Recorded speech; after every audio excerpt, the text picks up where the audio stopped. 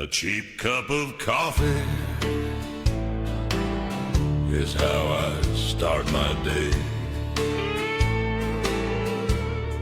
A fuel tank full of diesel and we're off on our way. A lifetime of bad decisions has put me here today.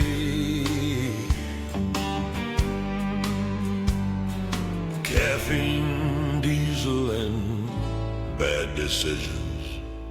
Oh, I'm here today.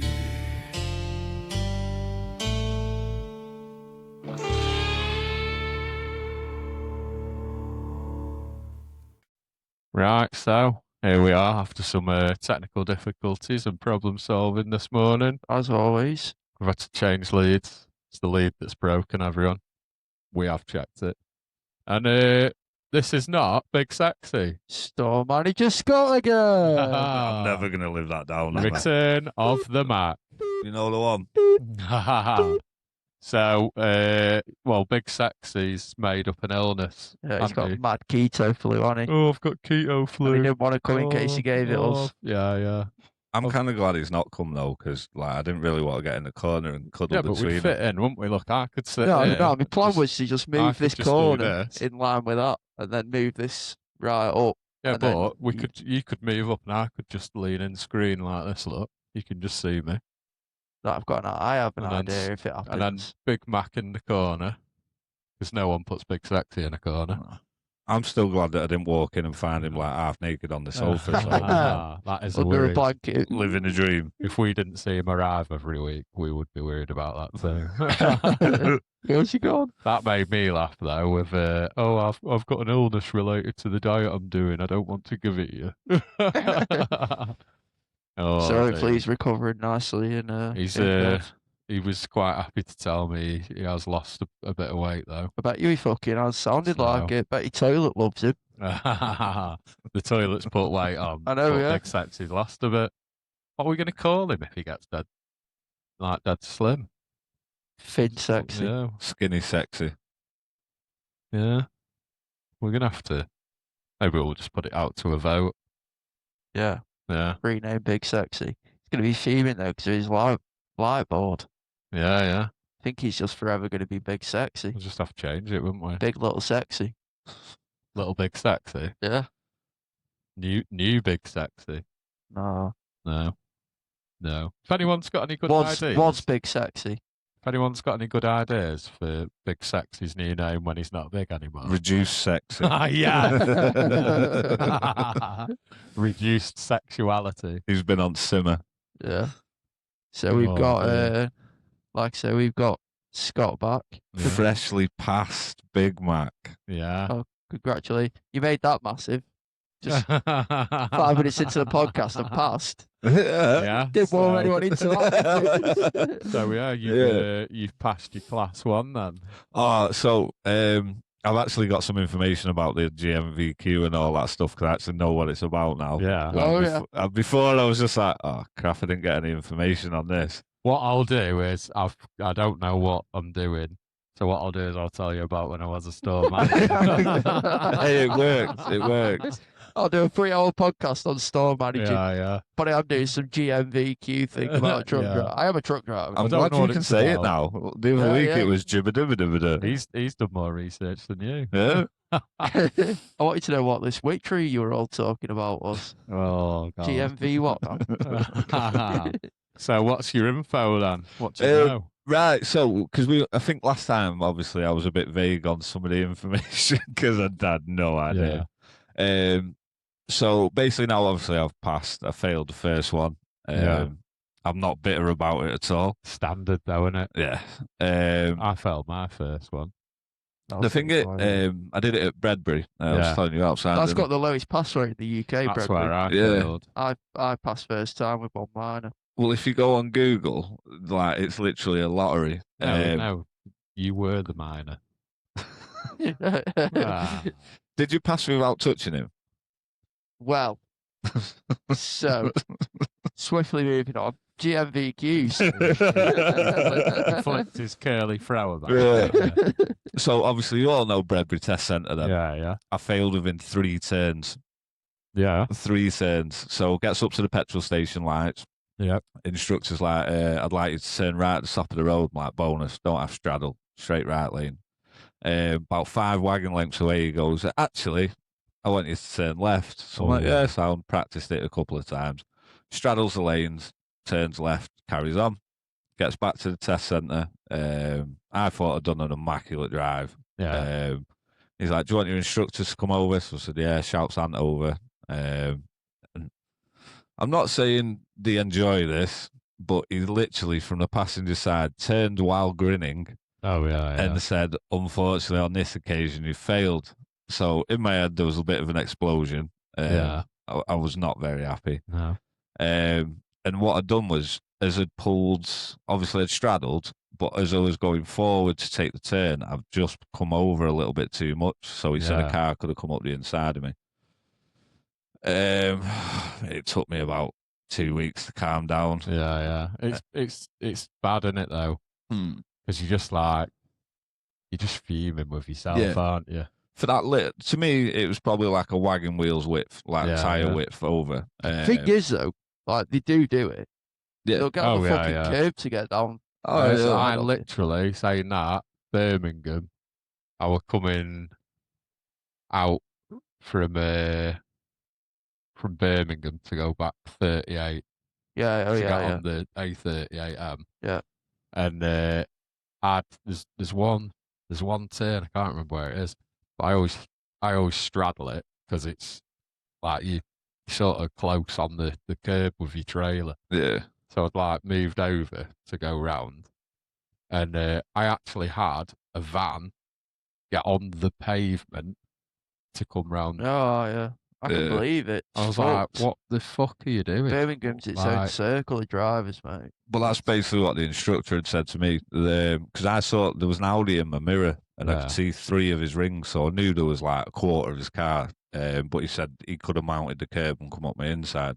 But then, how's that your fault? This is the thing. You failed because of lack of everybody else driving. There's no reason for you to be failed there. If you're showing your indication of I'm straddling, indicating left. I'm not in the left lane, but I am showing my interest. I genuinely think they come up behind you and think you're thick and don't realise it's 2 lanes. Yeah, but no, I'm just I know that, but I'm just saying it's fucking tight. I know that, but that's what I'm saying. I think that's what car drivers don't understand. They just come up behind, see you sat across 2 lanes, fucking indicating left and go, oh, what? It's like he doesn't even know how to use the road or something. He's not even in a lane. Yeah. It's like, that's so I don't fucking kill you. Until they're fucking driving on C, you go to the turn and absolutely crushes you against the lamppost, and then he looks like the tarts. I've done that. Have you? Yeah, on a roundabout. I'm fucking glad you have. On 57, going into, I come off M6, right, and I was heading in towards Earlham.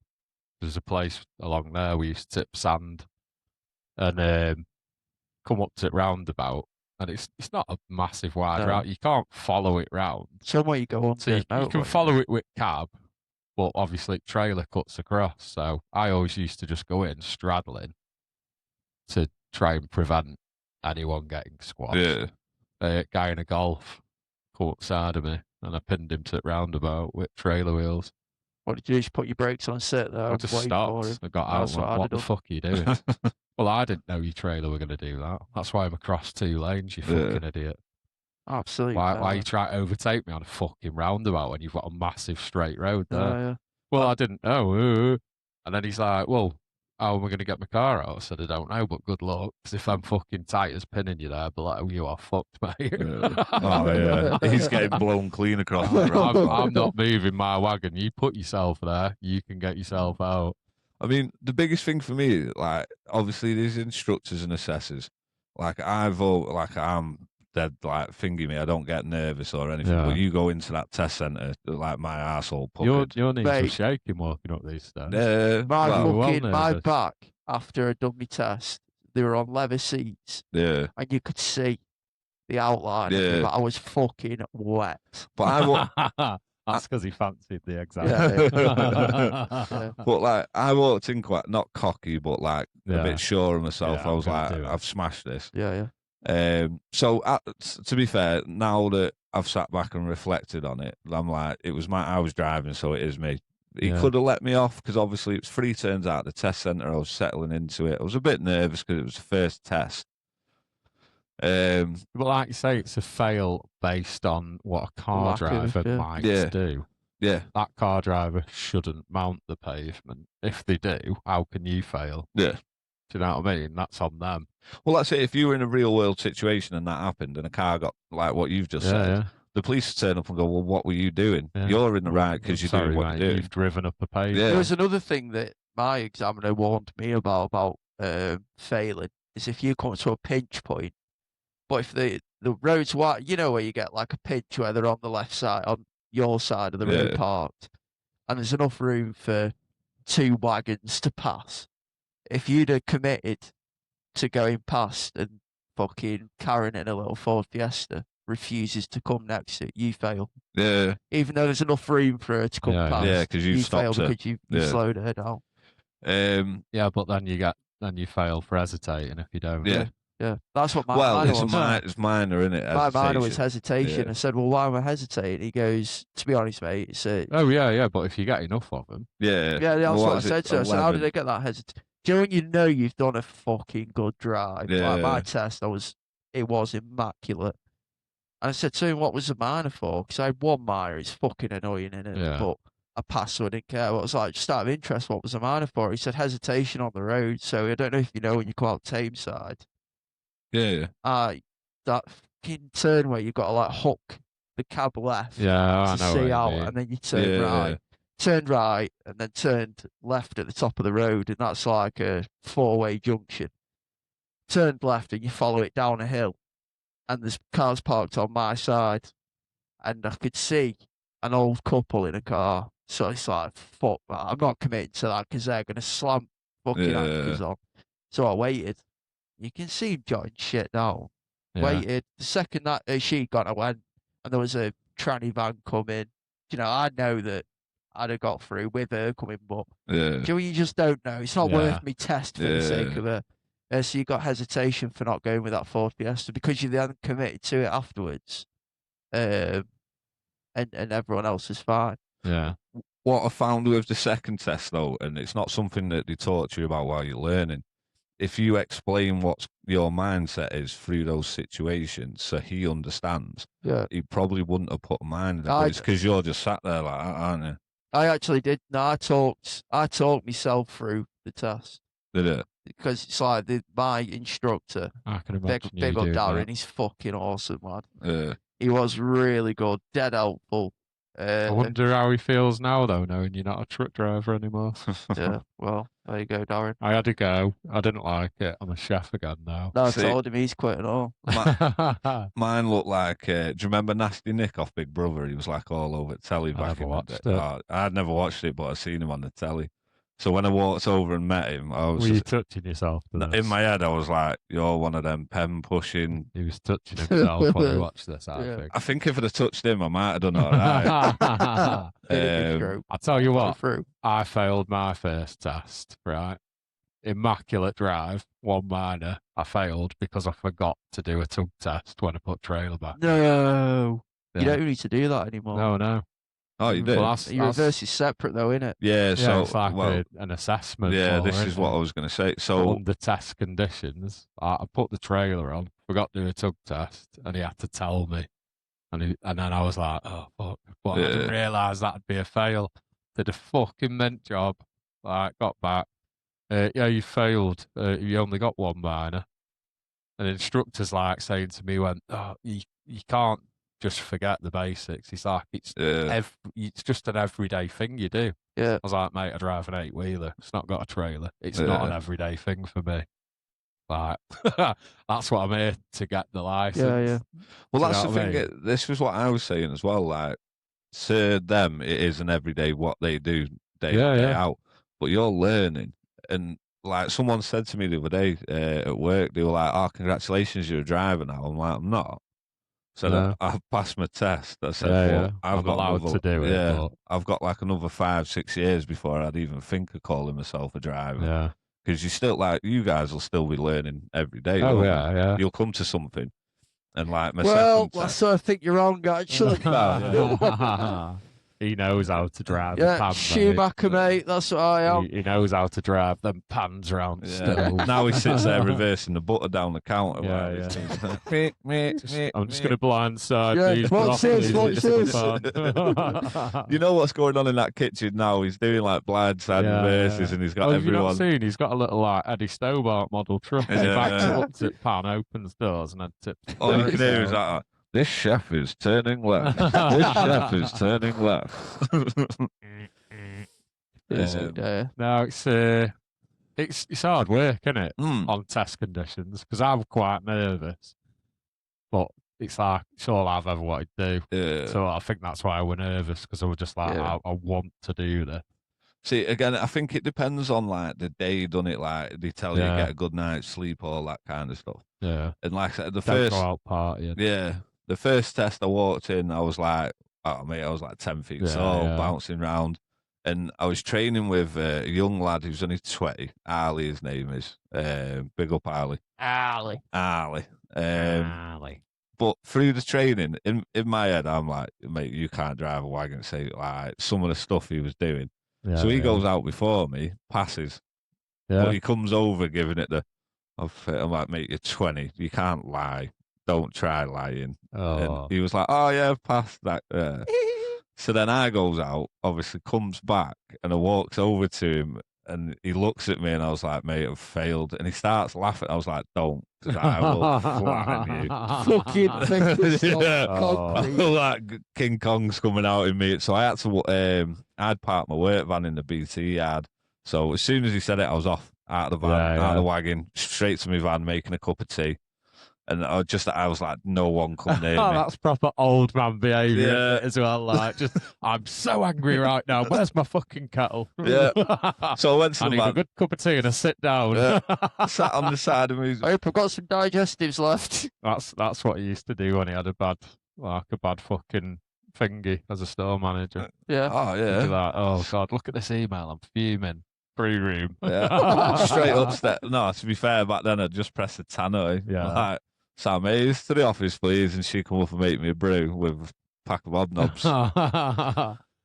Bradley to Mr. Sanders' office. That's Mr. Sanders' office. Bradley. Yeah, go on anyway. Yeah, so I'm sat on the edge of my van having a brew, having a cig, and my aunt comes over and he's like, mate, just let it go. And like in my head, I'm like, I'm going to find out where he lives. I'm going to find out what mate, my head had gone in that like 5 minutes. And so you spend the next few days going over it in your head, and like obviously you settle down. You're like, yeah, I did make a mistake. It was on me.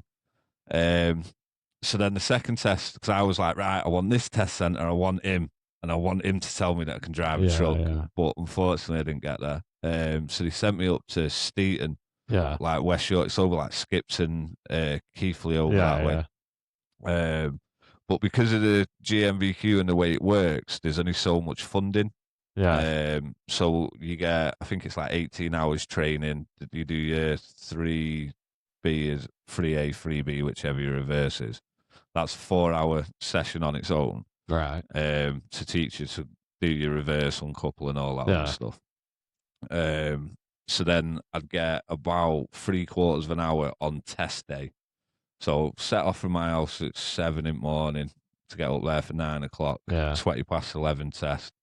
So jumps in the truck with van. The guy who just done his test had failed as well. There's a big roundabout just outside the test centre, and you literally have to sit there for about 10 minutes to get out of it. Is it by Tesco? I think so. I think we've been round. It's like there's just a long bypass. Yeah. But the roundabout's in the middle of the bypass, so obviously they're screaming down in cars and stuff. And Ant said to me before, he's like, just sit there. Just do not, if you have to sit there for 20 minutes, sit there for 20 minutes. Yeah. So he's been sat there for about 3.5 minutes, seen the slat of, oh, he's gone, mate. There's 3 cars coming round, one coming across. absolutely killed his test. way.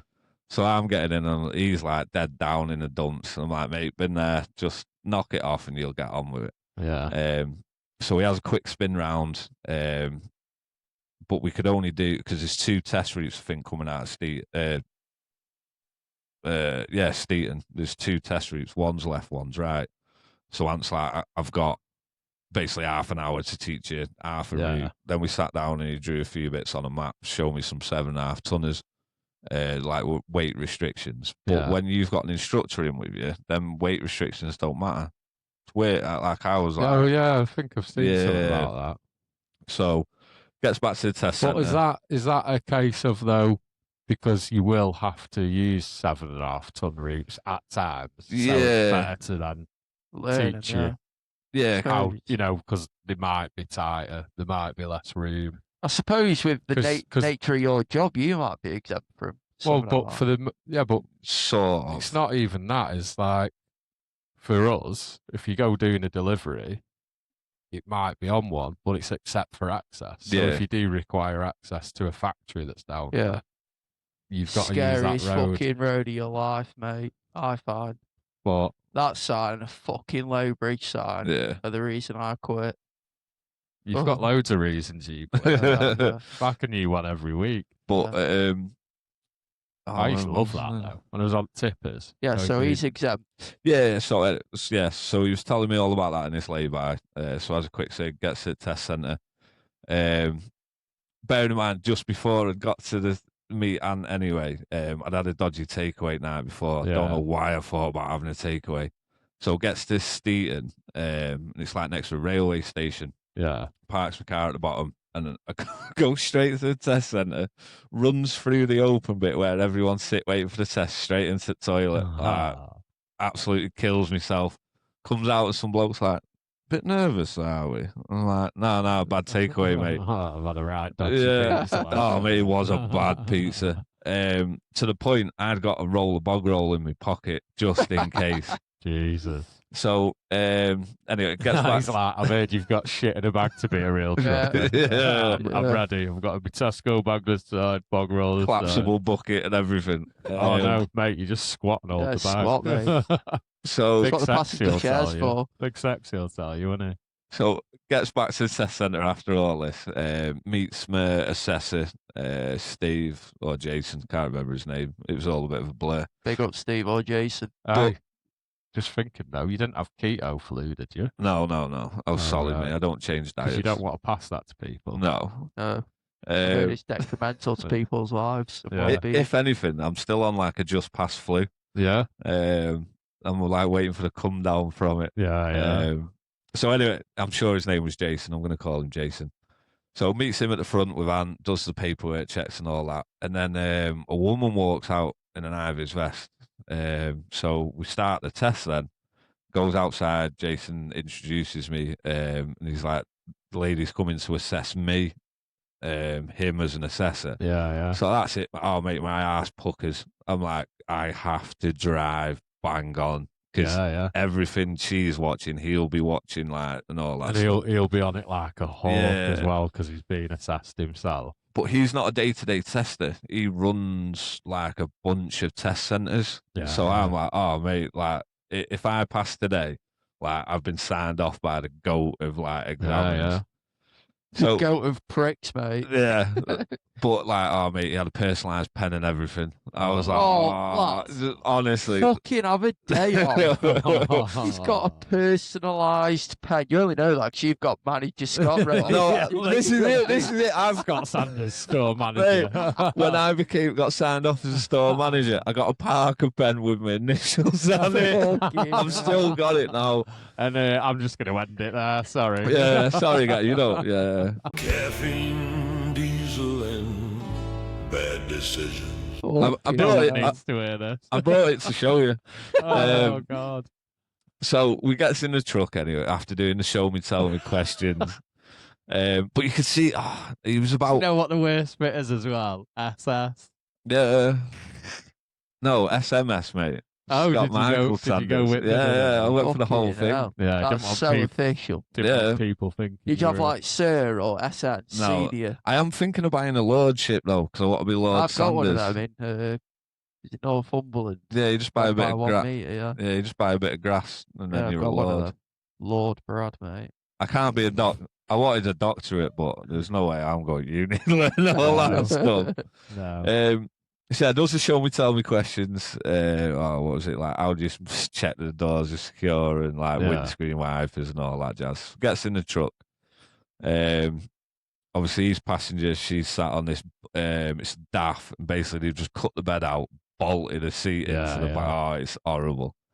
So I thought, I'll have a bit of banter. I was like, I'm dead sorry. I said that seat's going to be stiff as out, and she was just like, yeah, stiff as houses. Well, the test has started, so she can't interact with me at all through it. She can't even speak to him.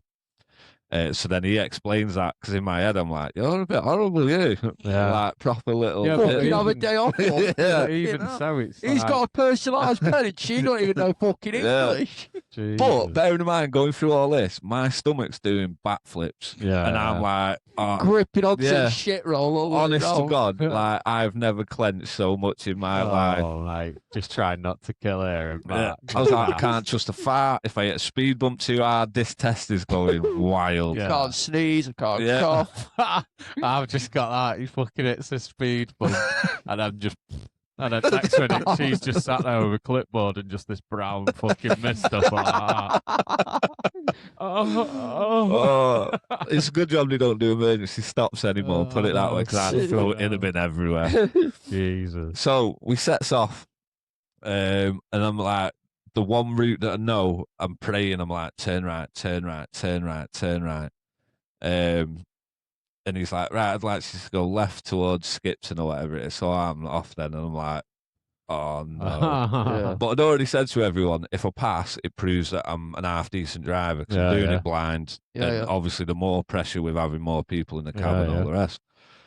So I'm flying along, doing all my bits. Whacking yourself off where you're going. Look at me go. I'm just glad there weren't a mirror in there, because I just been like that, staring at that miserable. But you know what it's like on test day, don't you? You're like near side, blind spot.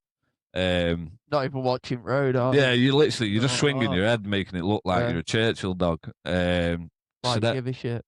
So then we get a bit further on. We're about 20 minutes into the test, and in my head again, I'm like banging drive. I'm doing really good. Yeah, not seeing him budge at all with his little iPad.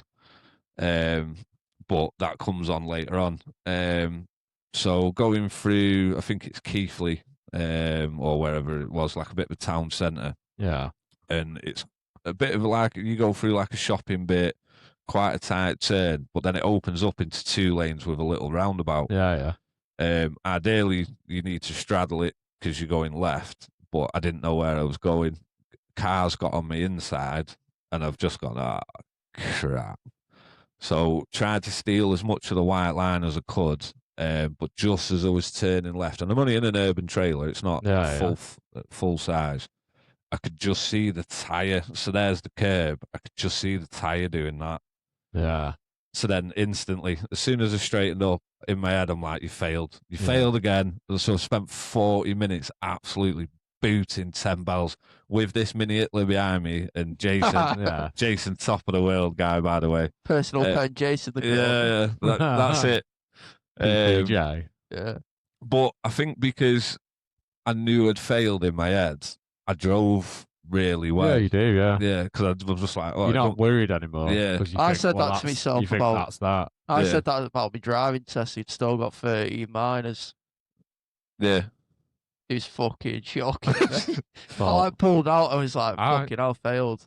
Like, that's it. I failed. I found that though. It settled me. Yeah. I did. I just thought, I just got pissed off. It's like, I don't care for crashing. Yeah. I tell you what, on my second one, I forgot. So again, I've done coupling up, right?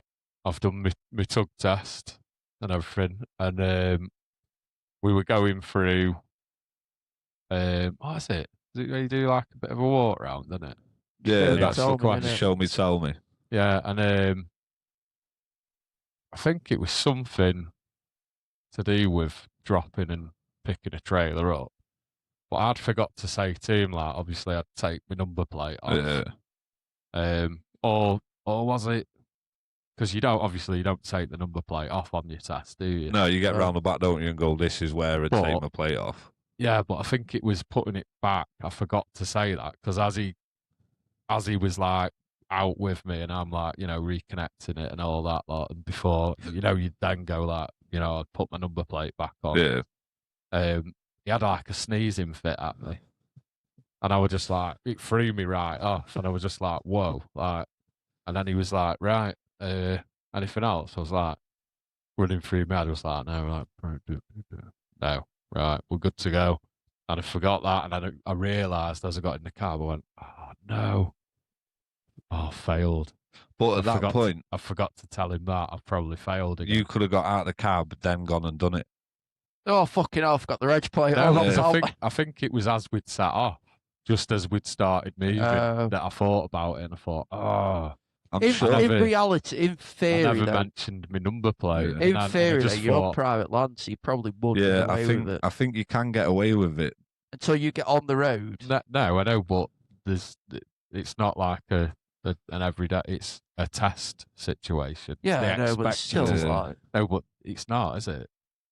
No, but I think that's where it is because you've not meant you to say these things and do these things. I suppose. As you're doing it, don't they? Because you've not mentioned it at all. I think that's what they fit. If you'd have got out and then gone, hang on a minute, run off and gone, I've just put my number plate back on.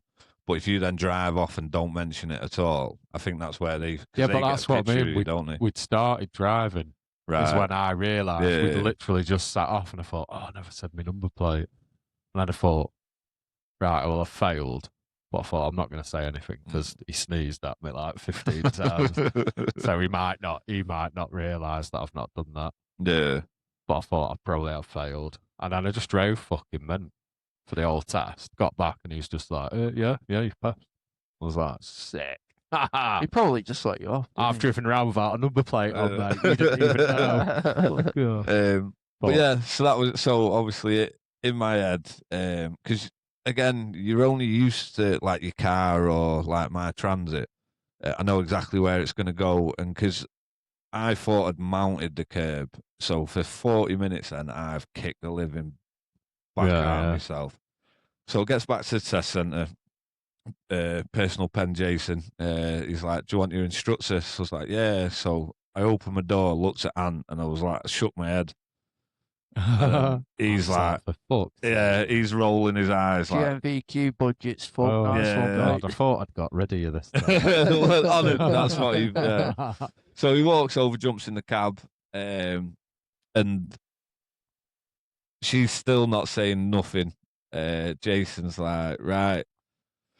And he goes, oh, mate, I swear to get a kick out of doing this. So he goes, on this occasion, so my head's dropped and I'm shaking it already. He goes, I'd like to tell you passed. Now, bearing in mind, you've known me for, 38 years, if not, pretty much all our lives, haven't you? It's about 3, isn't it? I am dead inside. I have no emotion. I put my dad in the ground. 3's further away from him than it is me. Get fucked. I'm not an emotional person or whatever. And he just goes, you've passed. And I couldn't mate, my eyes filled up. Yeah. I was like, I just jumped over it. Buzzing now, isn't it? I give him a big cuddle. I was like, mate, you do not know what this means. A big cuddle. Get this fucking bear off me. Yeah. Turned around to zombie and back one. No, well, this is the daft bit. So as I'm driving around, I'm talking to Jason and like saying like what I do for a living and like strongman and all this other stuff. And then little Hitler behind me, like I'm all pie-eyed and like struggling with these emotions. And she's like, I thought you said you were a strong man. And I was like, oh, you're actually going to talk to me now? I said, yeah. I said, now you're crying. Now I'm a blubbering mess. Because men aren't allowed to cry, mate. Oh, mate, I don't give a fuck. It's so relieving. Oh, no, but just remember, we're not allowed to show weakness. Yeah. Oh, that was it. That's the only time I'll cry in my life now, mate. Oh, fucking hell. He's not getting the joke, is he? What? No. It's a joke. It's a joke, isn't it? He's saying that men should cry. Well, that's the stigma. Men aren't allowed to show emotion. Oh right, Just- yeah. Oh yeah, yeah. just a Sorry, little- yeah. Just a little play on the stigma. Yeah, mate, sorry, I was Mental thinking. truckers, boy, get sad too. Yeah, man. Man up and all that. We're jazzy stuff. allowed to cry if we want to cry. But again, You cried at Titanic, didn't you?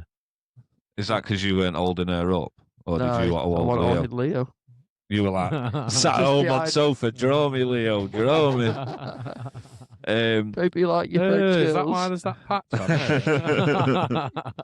But I think that's it because it is so like obviously I spent 40 minutes in my head beating myself up, and just a relief and like like I've said to everyone, it's just that flood of just relief. Yeah. And because you're going to have there's that relief from that stress you've been feeling, and then you've got all them fucking endorphins like just boot through your head again. Oh no, what she Just- thought just of you. I through wonder if she'd have happiness of passed it. you. well, this is so gets out of the cab, and Ant does like we've just passed picture. Yeah. Oh, we've not seen that. Oh, yeah. You have to show us. It's a bit fruity. Yeah, we want to see Just that, in with don't his we? shit roll. Yeah. just The got a brown dribble no, down his hang on. leg. Let me get this out because you can see. I'm so happy I've pooed. You can I see. couldn't hold that pizza I didn't make anymore. it to the toilet though. You can see the bulge in my pocket where the bog roll. Oh, is that a bog roll in your pocket, or you just You after can you actually fast? see. Look at my left leg where the pocket is. You can see the roll. Oh, you'll have to send us that. We'll share it. Yeah. Big up, Big Mac. Yeah. So yeah, anyone that sees the picture, it's literally you can just see this roll of bog roll. We're gonna get it off him and put it on a story. But yeah, when we got out, obviously I had a chinwag, and I spoke to the lady. She was actually really nice. Yeah. So I said to her, I said, "Would you have passed me?" Because I got 3 minors. Yeah. Cut like I think I was over indicating or like whatever he said. I wasn't Too early, wasn't it? Yeah. But for some reason I was indicating out and indicating in. I don't even do that in my own car. Yeah, but you're on a Just fucking- test, you didn't just you? do So that, it's aren't just- you? So you've just But been no, making even on battery, you say. even on the training, like indicate out and then just you Yeah, follow the 'cause I road, don't mean, you? Like on motorway and stuff, you don't have to indicate to move back to the left. do Yeah. you? It's a Really. good way to be though, But- because Yeah. obviously taco it picks everything up. So Yeah. if you're going to a roundabout and something does happen, and you've indicated on off, Yeah. Your the taco tacho, don't pick your indicators up. yeah, it does. All inputs. It tells you the percentage of your brake pedal. Where?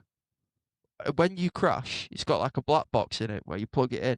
Oh, yeah, right, yeah, right, So- yeah, yeah. Say that I was you've like, I've never indicated- seen that on a printout. I was gonna Indicate. say, No, Yeah, no, it's not. fucking No, hell, it's not a printout. It's on. It's like a built-in black box in it. Yeah, yeah. It crashed. It I tells thought you you the meant just percentage on of. your fucking taco. I was Yeah. like, what? No. But yeah, she said the same thing. She was like, I think he was a bit harsh on one of your minors. And obviously shouldering the curb, just be mindful. Yeah, yeah. Because like I said, in my head, I'd mounted that curb. Yeah, yeah. But you know, it's like when you hit a curb in the trailer, the whole thing does this, Yeah, doesn't it? yeah. But there's none of that. So I was like, oh, it must have just been a really low curb. But from what I can remember now, I think the shoulder of the tyres just scrubbed. Yeah, yeah. Because Ant gave me the best analogy for curbs. Because obviously, mounting a curb, it's instant fail. So Ant said to me, he goes, I want you to treat curbs like your nana and your sister. Yeah. You can kiss them, but you can't mount them. Yeah, yeah. And it's stuck in my head. So that's it. Pass, done. But then this is where the extra information for the GMVQ came in. Yeah, yeah. So in my head, pass, that's it, and go and drive a wagon now. So they won't give us our full mod 4s till the end of the 8-month course. What's that, the CPC? Is it? Taco Yeah, exemption. it's your what's it in at your mod 4s. Like Service exemption in it. no, it's the last bit of your CPC. You know, like securing the trailer, making Oh, sure right. people Yeah, like, can't what, get- like the practical bit? Yeah. So for the firm that I work for, I have to sign this certificate, which means I can drive just for them. Yeah. And then I had a chat with my boss. Luckily, he's like my best mate, so I get. I'm going to spend a couple of days with slide bed drivers, go out Yeah, in yeah. them because they're as big as a class 2 anyway. Yeah. They have slide bed, spec on back, IABs, and all that stuff. Because if I go full time in a big truck, I lose my little work van, and then I've got nowhere to put my tools, so I'm fuming about that. And I've just spent like 3 months getting it how I want it. Yeah. Little inflatable bed in the back for when I'm tired. Just have to get your own little van. Well, that's the thing, because I'd have to personalise it with his name, couldn't you? Yeah. Well, I'd have to drive my car to my depot. I could to be fair, I could just keep all my tools in the big truck. SMS recovery.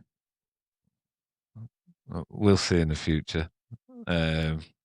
Brought to you by PP Jason and Sons. Mate, I love him. I'm going to buy him his own personalised pen and take it up there. Gold, just have like abbreviation recovery. No, I was thinking on like the clip bit, I'll just have him 5 stars like he's a McDonald's manager. Yeah.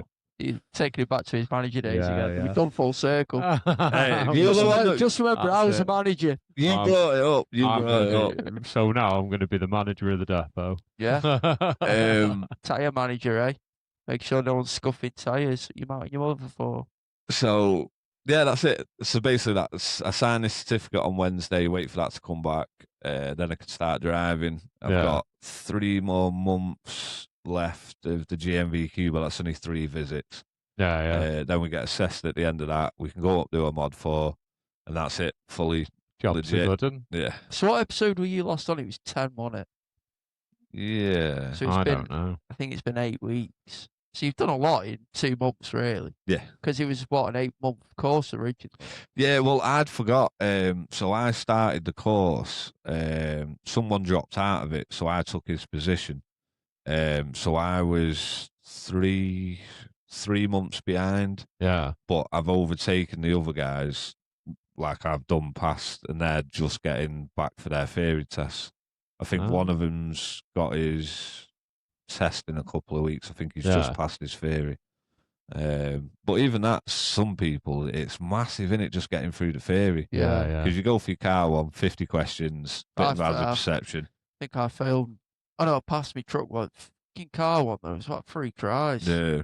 Fucked in the air. I got 100% on my truck one. Did you? Because I literally just got 97, so every spare minute I had. That's what I was. That's what I was doing. 97 out of 100. I got getting misses like just random page. Ask me a question. Yeah. Keep doing that, and she's doing that, like getting them right. I'm like, right, I'm gonna fucking smash this. Yeah. Well, through the trainers, ultimately, but then it's the hazard perception that you start thinking like, oh, hang on, no. See, that's the one I struggled with. Yeah, I know. But yeah, part of this course, you get access to probably one of the best training thing, like you buy them, don't you, an app or whatever. Yeah. You get free access to a training thing, and it is immense. Probably one of the best things I've ever done. Yeah. But like literally same. As soon as I was getting home from work, I'd finish at 7, go and have a shower, sit downstairs, and like bang, bang, bang, bang, bang, bang. Yeah. And I was a bit cocky when I did that. I walked into the test centre, and you know where you go in the glass room. Yeah. Before you go into the computer bit, the guy was like, "Have you got any questions?" And I was like, "Nah, but you're going to see something special, you lad." So bounces in, and I'm just like, "The guy's like, no, you're all right, Chapperz, is it?" Yeah. So, I've seen him clicking away because you get 2 hours. Like it's just under 2 hours, isn't it, for the first that 100 question watch. I'm like, bang, bang, bang. Puts my hand up. He comes over and he's like, "Is everything all right?" I said, "Yeah, I'm done." He's like, "Mate, you've been sat down for 9 minutes." I was like, "I told you you're going to see something special." Yeah. Then does the next 2, goes outside, same again, 97% on the 100 questions. CPC test. Not 100 though, is it? No. I'm not going to pass in my head. Yeah, I'm saying with you, mate. Across the line, I don't give a fuck how long it took me. The CPC multiple choice thing. I didn't even read the paragraph. I was just reading the question. Bang. That's the point I got to, where you've just done the questions that more. I didn't have to do all that. I just knew the answer. Yeah, see, it made me, because mine was just multiple choice. That's a bit stupid, though, because you'll have 5 years CPC off that. Yeah. There's no reason for you. I don't know how it works for you. But I never did this mod 4 that you're doing now. That theory test covered me for 5 years. Yeah, that's the bit. So as soon as I get my mod 4, that's my CPC. No, you have to do a theory and a practical. No, I for never the did CPC. practical. You have to go. Oh, sorry, no, I did. Yeah, no, I did. That's the mod 4 part. You have to go and talk them round a bit. Yeah, I remember again, big up Darren, he's telling me where he stuffed drugs in the fucking fuel tank. Yeah. I'd look for an immigrant in my hair kit and under it. I've never done it, but you can get a nice sandwich bag in your fuel tank. Yeah. Oh. Did you see them tankers that got I can't think where they were stopped. It'd be like America or South America, was it? I can't think what unit. I think they were like Kenworths or something like that. And like the front of a tanker's like domed. Yeah. They'd cut it off, packed it with coke, and then re-welded the fronts onto these two tankers. I take it they got caught. Yeah. You should have seen the amount that the cops had stacked up. Yeah. It were fucking mental. Oh, have you seen that Narcos? It's all about Pablo Escobar. And you think that's some of the stuff that guy did to get it into him. He was like impregnating fiberglass with it. They actually put it back into Coca-Cola. Yeah. Allegedly. But to get it over the board, some of the stuff, I've been watching it again it's recently. It's mad what they do, isn't it? Yeah. To just get it through. They've been finger-eating in rubber piping and everything, impregnating it into the piping, melting it back down, and then obviously selling it. Yeah.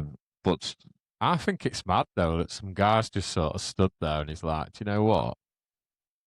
What if we do this? Maybe let me try it out and just see if this will work, and then you can take that apart and get your drugs back out of it. I can't remember, though, Pablo. He's fucking shifting some gear, wasn't he? What was it? Was it heroin or... It was either heroin or coke or something. And there was someone, they were like dipping T-shirts in liquid. They obviously reduced it to liquid, dipping the T-shirts in, letting them dry, packing them, and then at the other end, they'd obviously extract the drugs from the T-shirts. It's like, all that effort. If you put all that effort into an actual legitimate business, computer software or something, you'd be a millionaire anyway. Saudi get acid into prison, don't they? Yeah. Newspaper. Yeah, put newspaper boxes, just dipping crossword usually. Yeah, but it's mad, isn't it? You just think if you actually put that effort into something legit, but you'd have a legit business, you don't have to worry about going to jail for the rest of your life, and you'd have a load of money anyway. But in what other circumstances are you dipping a T-shirt in coke and packing it? Well, no, I'm not saying have a legitimate business making cocaine T-shirts, am I? But I'm saying if you've got that level of ingenuity, and you're willing to put that much effort in, to get in, like that might get seized, you've just lost fucking millions. It's risk versus reward, well, though, that's what I'm saying. That if you put that level of effort into something legitimate, you're obviously like a clever person that can do these and think of these things. But surely in a legitimate market, you'd thrive, wouldn't you? That's where they look at us and think we're mad, though. When you finish a 60-hour week and you sit down and you think, oh yeah, I've done a good job. But like if you went and you were dipping T-shirts in like whatever, it doesn't take exactly like a university degree, does it? No, not. You're looking at it too, basically, aren't you? Though, but for the amount of effort that they put into thinking of these ways to get around the law and all that, not just we could dip a T-shirt, not that simple. Yeah. But I'm just saying the amount of fucking effort that they rubber put in pipe one's to pretty doing fucking it. bad.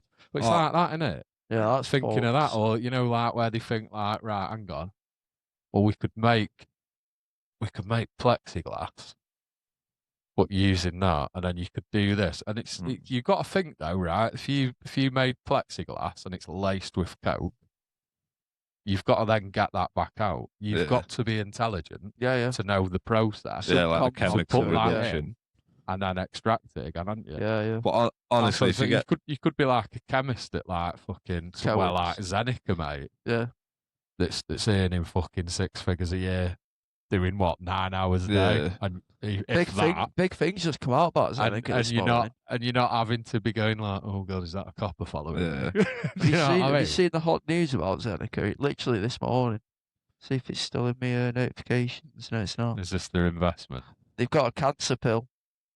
They have a cancer pill. They've done it, and their board have refused to give it out to the public. Yeah, of course they will. Yeah, there's too much money in it, isn't there? Yeah, it's just fucked though, isn't it? Yeah.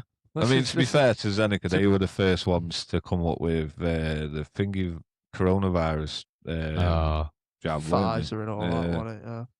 It's the worst one to have on it, that AstraZeneca. It's the thing, isn't it, with cancer.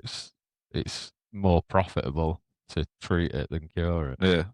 If you just give someone a pill, or like, oh, here's 10 pills, you need to take them like at this specific time, whatever, and then you should see that that's then on the way out. It's still a case of more of a treatment, like AIDS, isn't it? It's never just going to go.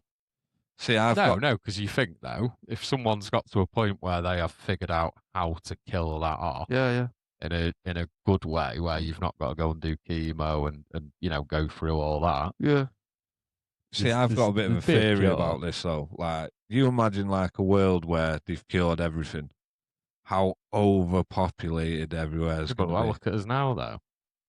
But I think it's the opposite. I think if the world's going to be perfect, it'd have to be so underpopulated. You've got your own. It's not even a personal one. It's a social. Yeah, no, but he's saying if you manage to just save everyone, you went. Oh, sorry. You went and they went. Oh, Mr. Williamson, you've got like bowel cancer, right? Here's 10 pills. Take them. You'll be fine next week. Yeah. But then that descends down to like the next generation of kids coming out of school because you've kept a job. And you imagine like the pensions and all the rest of the stuff that it actually puts into the infrastructure. But that's where we are now, though, isn't it? As bad as it sounds, and I know it does sound terrible, but you've got like trying to resuscitate like a 98-year-old. Yeah, that's died in hospital. They've been on the way out for a month. Yeah. They've died, and it's like, oh, resuscitate. Why? They're 98 years old. Like you've got to realise. Quit playing.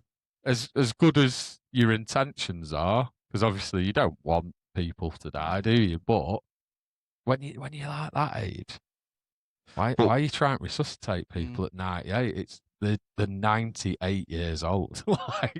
As an organism, cracking innings. As an organism, we're not designed to grow old. No. That's why, like, now we get out of bed and you're like, oh, my knees hurt, my back's hurt, and everything starts to degrade after a certain time. Am I safe to fart here? Yeah. Yeah. But, like, it's only because of the way, like, how medicine's advanced. Because you think, like, back in the 1800s or, like, even the early 1900s, medicine was really, like, you could die from having toothache. Like, we'd be classed as old man. Yeah. Do you not find it though, like 100 years ago, we'd be fucking relics. Do you not find it like quite scary how dependent people are though on shit like that? Like I find myself every now and then, if I get a headache, pop a couple Anadin. Yeah, it's too easy. Yeah, but then you've got some people who will wake up in the morning and just pop 2 Anadin just because. Yeah. Or like Pro Plus, just banging Pro Plus because it's there. This is but that's different. It's the ease of it, though, isn't it? People don't want to work hard. Like, say with you guys now, you're doing your weight losses and all that kind of stuff. That's something we could talk about. Can we? Yeah. Well, you wanted advice on. That's why he's here. Yeah, you wanted advice. Secretly. I didn't know. I'm glad you've given permission for us to talk about it on our podcast. Sure, yeah. Welcome to Big Mac's gym time. Oh God! But you know what I mean. We're his guests this week. Like, if someone said to you, "Here's a pill, you'll be exactly how you want to be, body shape, mindset, and all the rest." Yeah. Or 5 years worth of going to the gym, eating right, drinking right. You can't have your little days out. You can't do this. Which one would you say? Yeah, but that's like that. That's like that Manjaro, isn't it? Yeah. Like I could have probably blagged my way into getting that. But then that's got its own downsides now, isn't it? I'm clinically obese. But I wouldn't want to do it that way.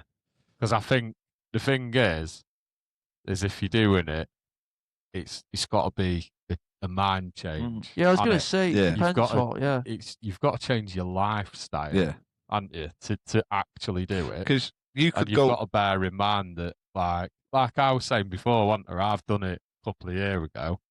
I got down to 16:10. Yeah. And then I was like, right, I'm quite happy. And then I sort of dropped off doing it. Yeah. I've slipped back into the Greg's there, a Macca's there, the pizza here, not really caring what I'm eating. But to you, that's not life threatening. You're not good. If you had a Greg's, you're not going to keel over. No. But what I mean is, you've got to change your mindset, haven't you? That's exactly it. I'm fucking hungry, but I'm not because Greg's. I don't. But not even that, because you can go and have a bit of crap, can't you? But you've got to be mindful of how much crap. you're going to be fine going Greg's. Like for me, if I wanted to Greg's next week at some point, go in and get a steak bake. That's not going to do any damage to me. I had my first pig night last night. Since like past 2 months, went to the shop and she's like, I just want sushi, shit like that. Joe's warm day, don't want to cook. Mate. She's like, right, all right, we'll do that. Now I'm crispy crab, mate. Oh, God help you in a little bit when that hits your system. I've just had them all running down on fucking crispy crab. I don't know whether you'll keep this bit in, but I thought you were trying to do low fat. That's what I mean. It's my first day where it's like I've just let myself go. Yeah, just but do what you want. Podcast we did, he had a McDonald's, the one night, then yeah, no, but I'm not on a diet. Sly. I'm not on a diet. I'm just on low sugar. Just trying to cut sugar out. You said low fat diet last time. No, I'm on low sugar. He said low fat, didn't he? I'm sure it was low fat. Yeah. I'll keep it low fat, but I'm not aiming for low fat. But that kind of brings me to the bit that like my next bit, and you might cut this out, I don't know yet.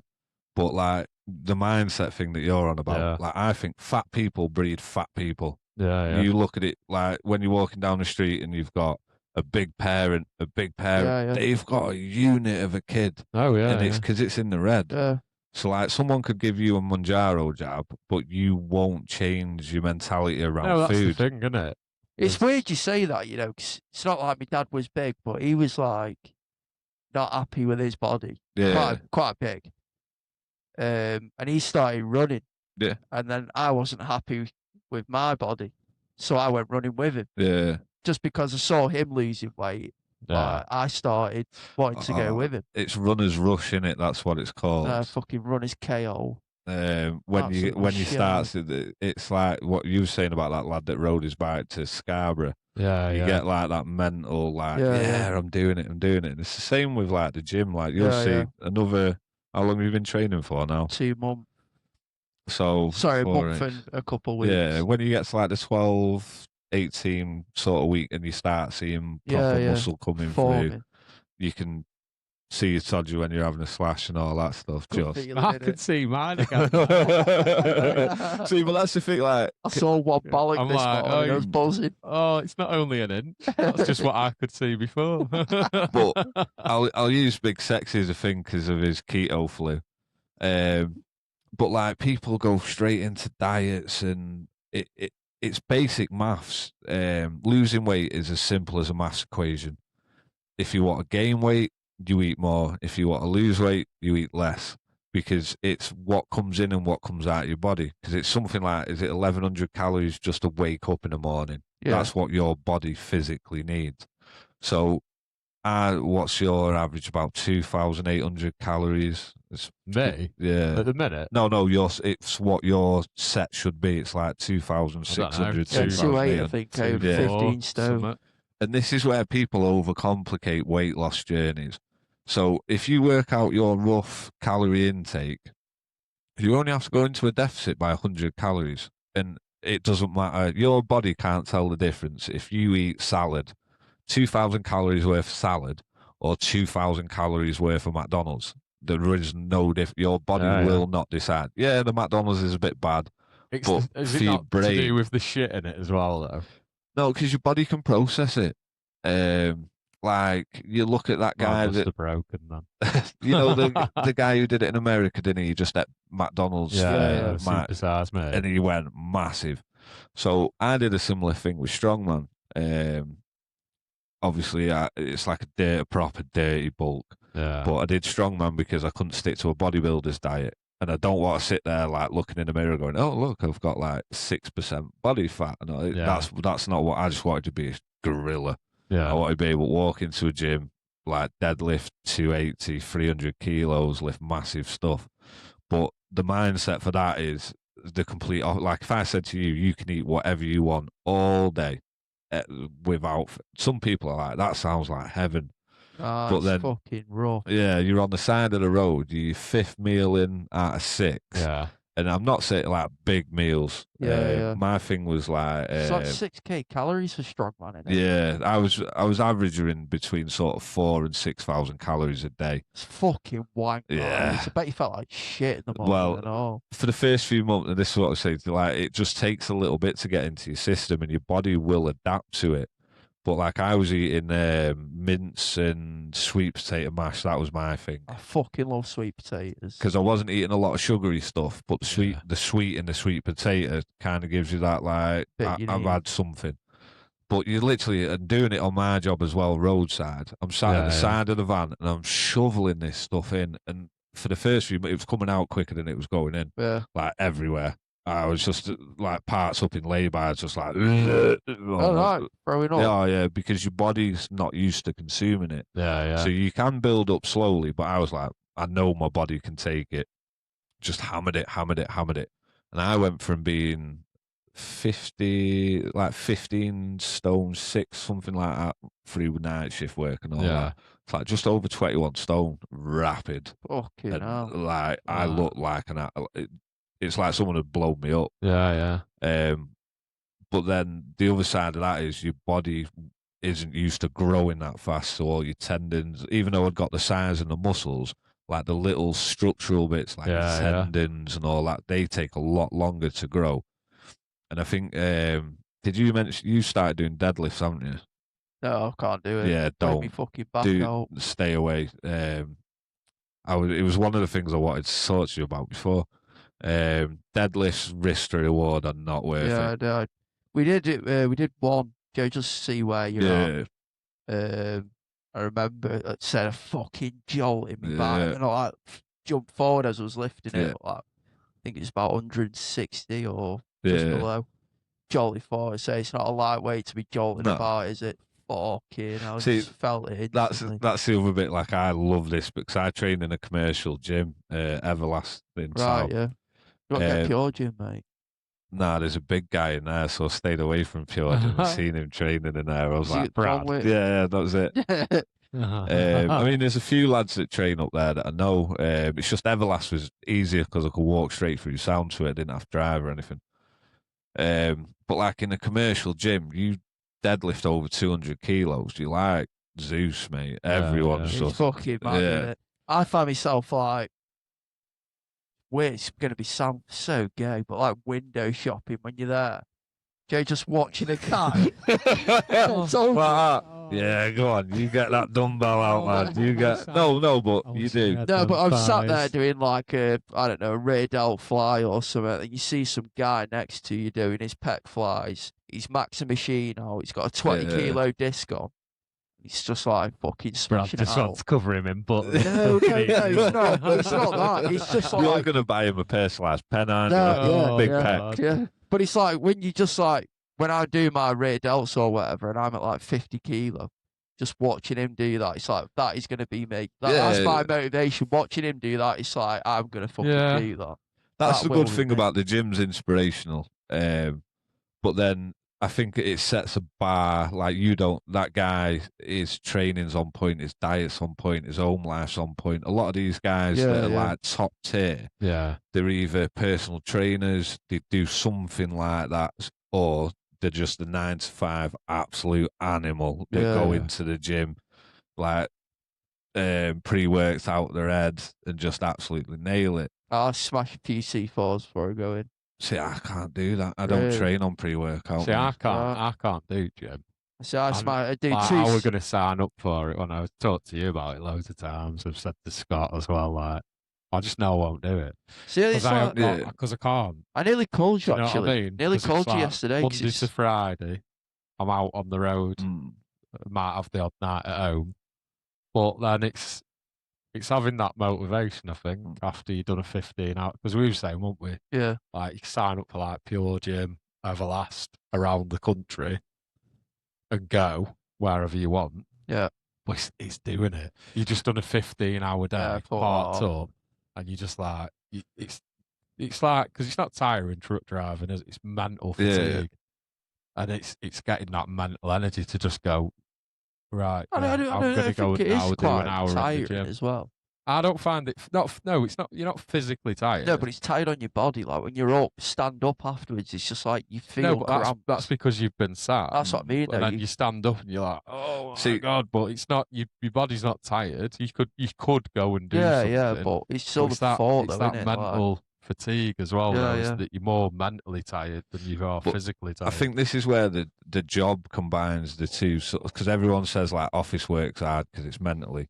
Physical jobs are tiring because of physical. I think driving is part like in the middle of both of them. Yeah. Because you're sat looking out of a screen, sat down, but then you're doing hard labour on the side of it, or depending on what kind of driving job you've got. So I think it's kind of like a balance. Yeah, but it's like for me, when I was on tippers, right, I literally didn't have to get out of my truck. Only time I need to get out of the truck was to get something to eat or go to the toilet. Yeah. The back door was automatic. The sheet's automatic. Yeah. You literally just rock up onto a side, just go, boom, gone again. This is where I was saying to you, this is where that's where most of my bulk came from. It's just literally sat for a decade, not getting out. But this is where like the simplicity of weight loss comes into this. Yeah. So if you sit down and work out your daily calories, and I'll just say 3,000 because it's easy to round it up. 3,000 calories. So you need to take out more than you're putting in. Yeah, it can only be little bits. I was watching a thing this morning about an Australian guy, and he was saying he drives through this town. He lives in the wilderness, right, like Crocodile Dundee type guy. Yeah. But he says he drives through the local town and there's like a Pure Gym or whatever they have in Australia, and he goes, "There's cars everywhere." Sees all these people on treadmills and all this. But then he'll drive a little bit further along, and then the next day they're all sat on like drive-on lawnmowers, cutting them up, and he's like, "You've just paid 50 quid a month to go into the gym. Then go sit on it. If you bought a push-along lawnmower, you wouldn't need to go to the gym because you've got the physical." But that's how simple it is. So like when you're driving, if you get up in the morning, say, put it into your routine, you get an extra 20 minutes at home. You get up 20 minutes early. Do a few push-ups, a few squats, a couple of jogs on the spot. That's instantly added to your 1,100 calorie wake up. So you're probably in a deficit already before you've even had your breakfast. Yeah. And all you've got to do is aim for like 2,600 calories. It won't be a miracle. You won't like shred down and thingy. It'll be a gradual decline. Yeah. So where everyone says like, "Oh, losing weight's impossible because of my job, this, that, and the other," you switch that little bit. It's You've like got to think about what you're doing, haven't you? Yeah. Like that runner's rush. Once you look in the mirror and that T-shirt that didn't quite fit properly is getting a bit looser, you're getting a bit tired, you can go for a wee and see little Chapperz, all that kind of stuff. And it's just little tweaks. Thought you died. And like what you're saying with your diet. Yeah, I think it's people don't know the calorie expenditure, do they, for most things. It's like for me, not got a clue. Because every day is different as well. So I could have like say Tuesday, I think I've got 4, 5, 6 drops Tuesday. So I'm going to be in and out. Definitely down straps, south. You know, going down Kent. I ended up at How Kent. did I know? I've got that fucking job though. First one at fucking Amber Gateway. Oh, have you? Yeah. Fucking wank drop Yeah. off. You got like turn and fuck about with your air controls for stop trailer ripping back at chassis off and shit. It's like getting up that fucking slope though. It's a nightmare. Yeah, and I've just dumped mine in that It's dip a outside, nightmare because it'd be fine, and it's fine if it's quiet, and I will be going like earlier. But it's when you've got all traffic around you, and you're trying to just take time to turn whilst adjusting your air to get the trailer down and round, and then back out again. That's the worst one, getting back out. But like that. So I've got like 6 drops Tuesday, whereas then like Wednesday it might be like, oh yeah, you're reloading out again. You go in Aberdeen, so you'll just literally drive for a day and not get out. Well, that's where, do you know what I mean? You're not doing anything. So then it's like it's figuring out what you're actually expending, isn't it? So a lot of it where it gets complicated is people look every 24 hours, they'll focus on one day. Where with weight loss, this is how I've got it. It might be completely wrong, but it's what it worked for me. Look at the month. So say like what you said, you've gone out and smashed 5,000 calories worth of donuts last night. Yeah. But as long as your totals are okay for that month, you're still coming out the other side. Or if you did it week to week, whichever way you want to do it. But like So normally what happens is someone will have like a binge over the weekend and like, oh, I've knackered my diet, so I'll just carry it on, not thinking that week I've ended on, say, minus 10 calories, but then I'm jumping into the week and I've had a bad weekend, so I'm just going to smash it again. And then the next minute they've knackered the next week because the mindset's like dropped and like, oh, I failed over the weekend. Yeah, but you see, this is where I don't look at it that way. Is I'm strict with it through the week. Like at the minute I've just been doing that carnivore. Yeah. So, but I'm at a point like, not the week just gone, the week before. I went like 49 hours without eating anything. Yeah. But I felt fine. Like I've got enough on me to do that. Yeah. And I've been eating like high fat, like I've switched my body over to where it's using my reserves. And you can tell because you're not hungry. Yeah. And it's like every time your stomach goes like, ugh, you like have a drink and you go, yeah, I'm not hungry. I need a drink. But again, that's back to the mental side of it. But because what I was saying though is like, so I'll be dead strict through the week, and then at weekend, like yesterday, went out for a bike ride with Mrs. Brother, Littlin, and so was we out? We must have been out for about 3-4 hours, and like got along Manifold Trail, walked up to Thor's Cave, climbing all around that, back down, back on bikes. And we stopped at the calf on the way up. So I was just like, yeah, have an ice cream. Yeah. It doesn't bother me at a weekend because I'm like, well, I've just done all that. I suppose it's like what you're saying, though. The deficit deficit you've taken is you've earned it. Yeah, but I just think to myself, like if I'm out with my family, like doing something like that, an ice cream ain't going to hurt me. That's the thing, like throughout the week, I'm so harsh on myself. Went and got a frappe after. Yeah, I'm so harsh on myself on the weekend. It come on the weekdays, on gym days. I'm so strict, like so specific, because I can do due to my job.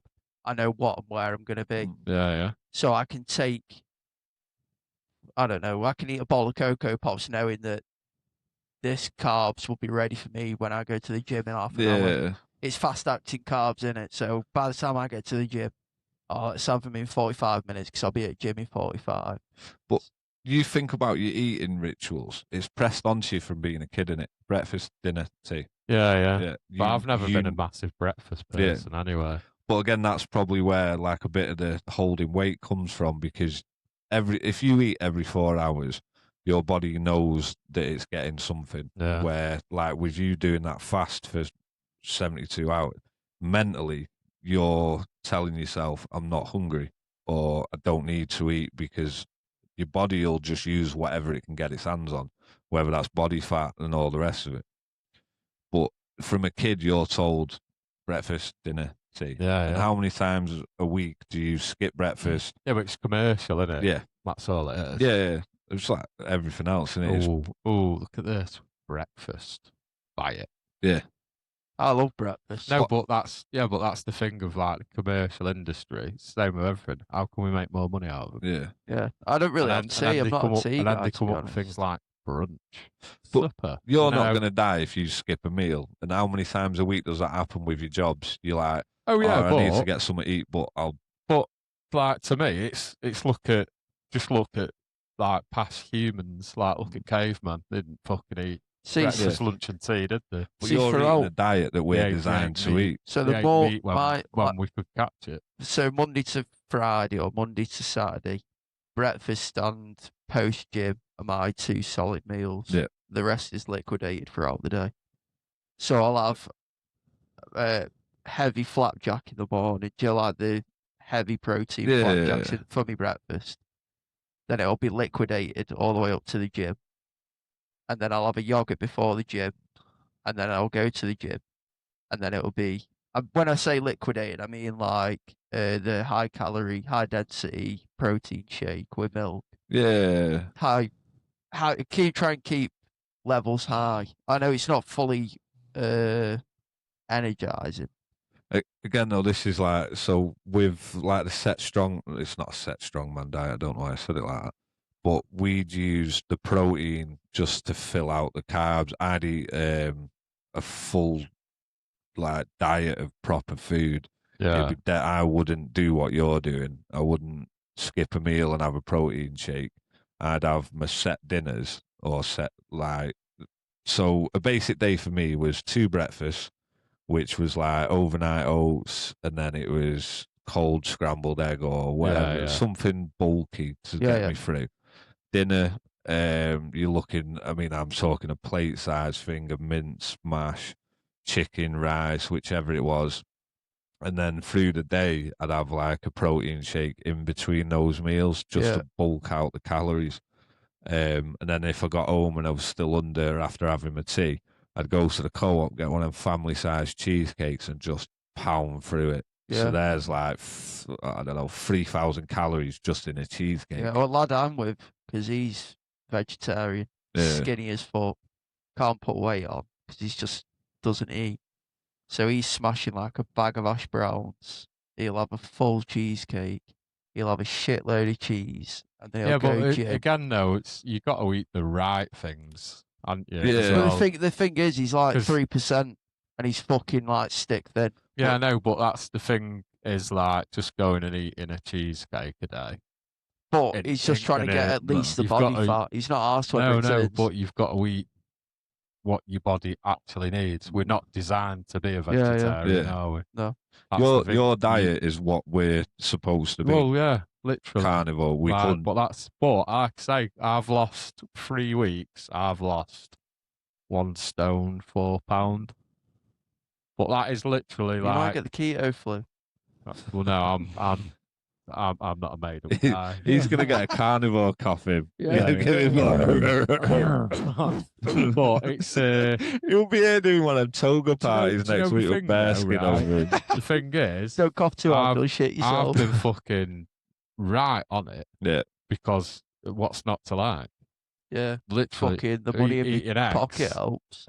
Steaks, lamb steaks, pork steak last night. You can still eat cheese. Do you find though that like you're getting a bit more clarity mentally, like you don't get brain fog and I felt mint the past 3 weeks, but I've been doing that calisthenics as well. Yeah, because I was sat. This is what kicked it off. To be fair, me doing it because I've been.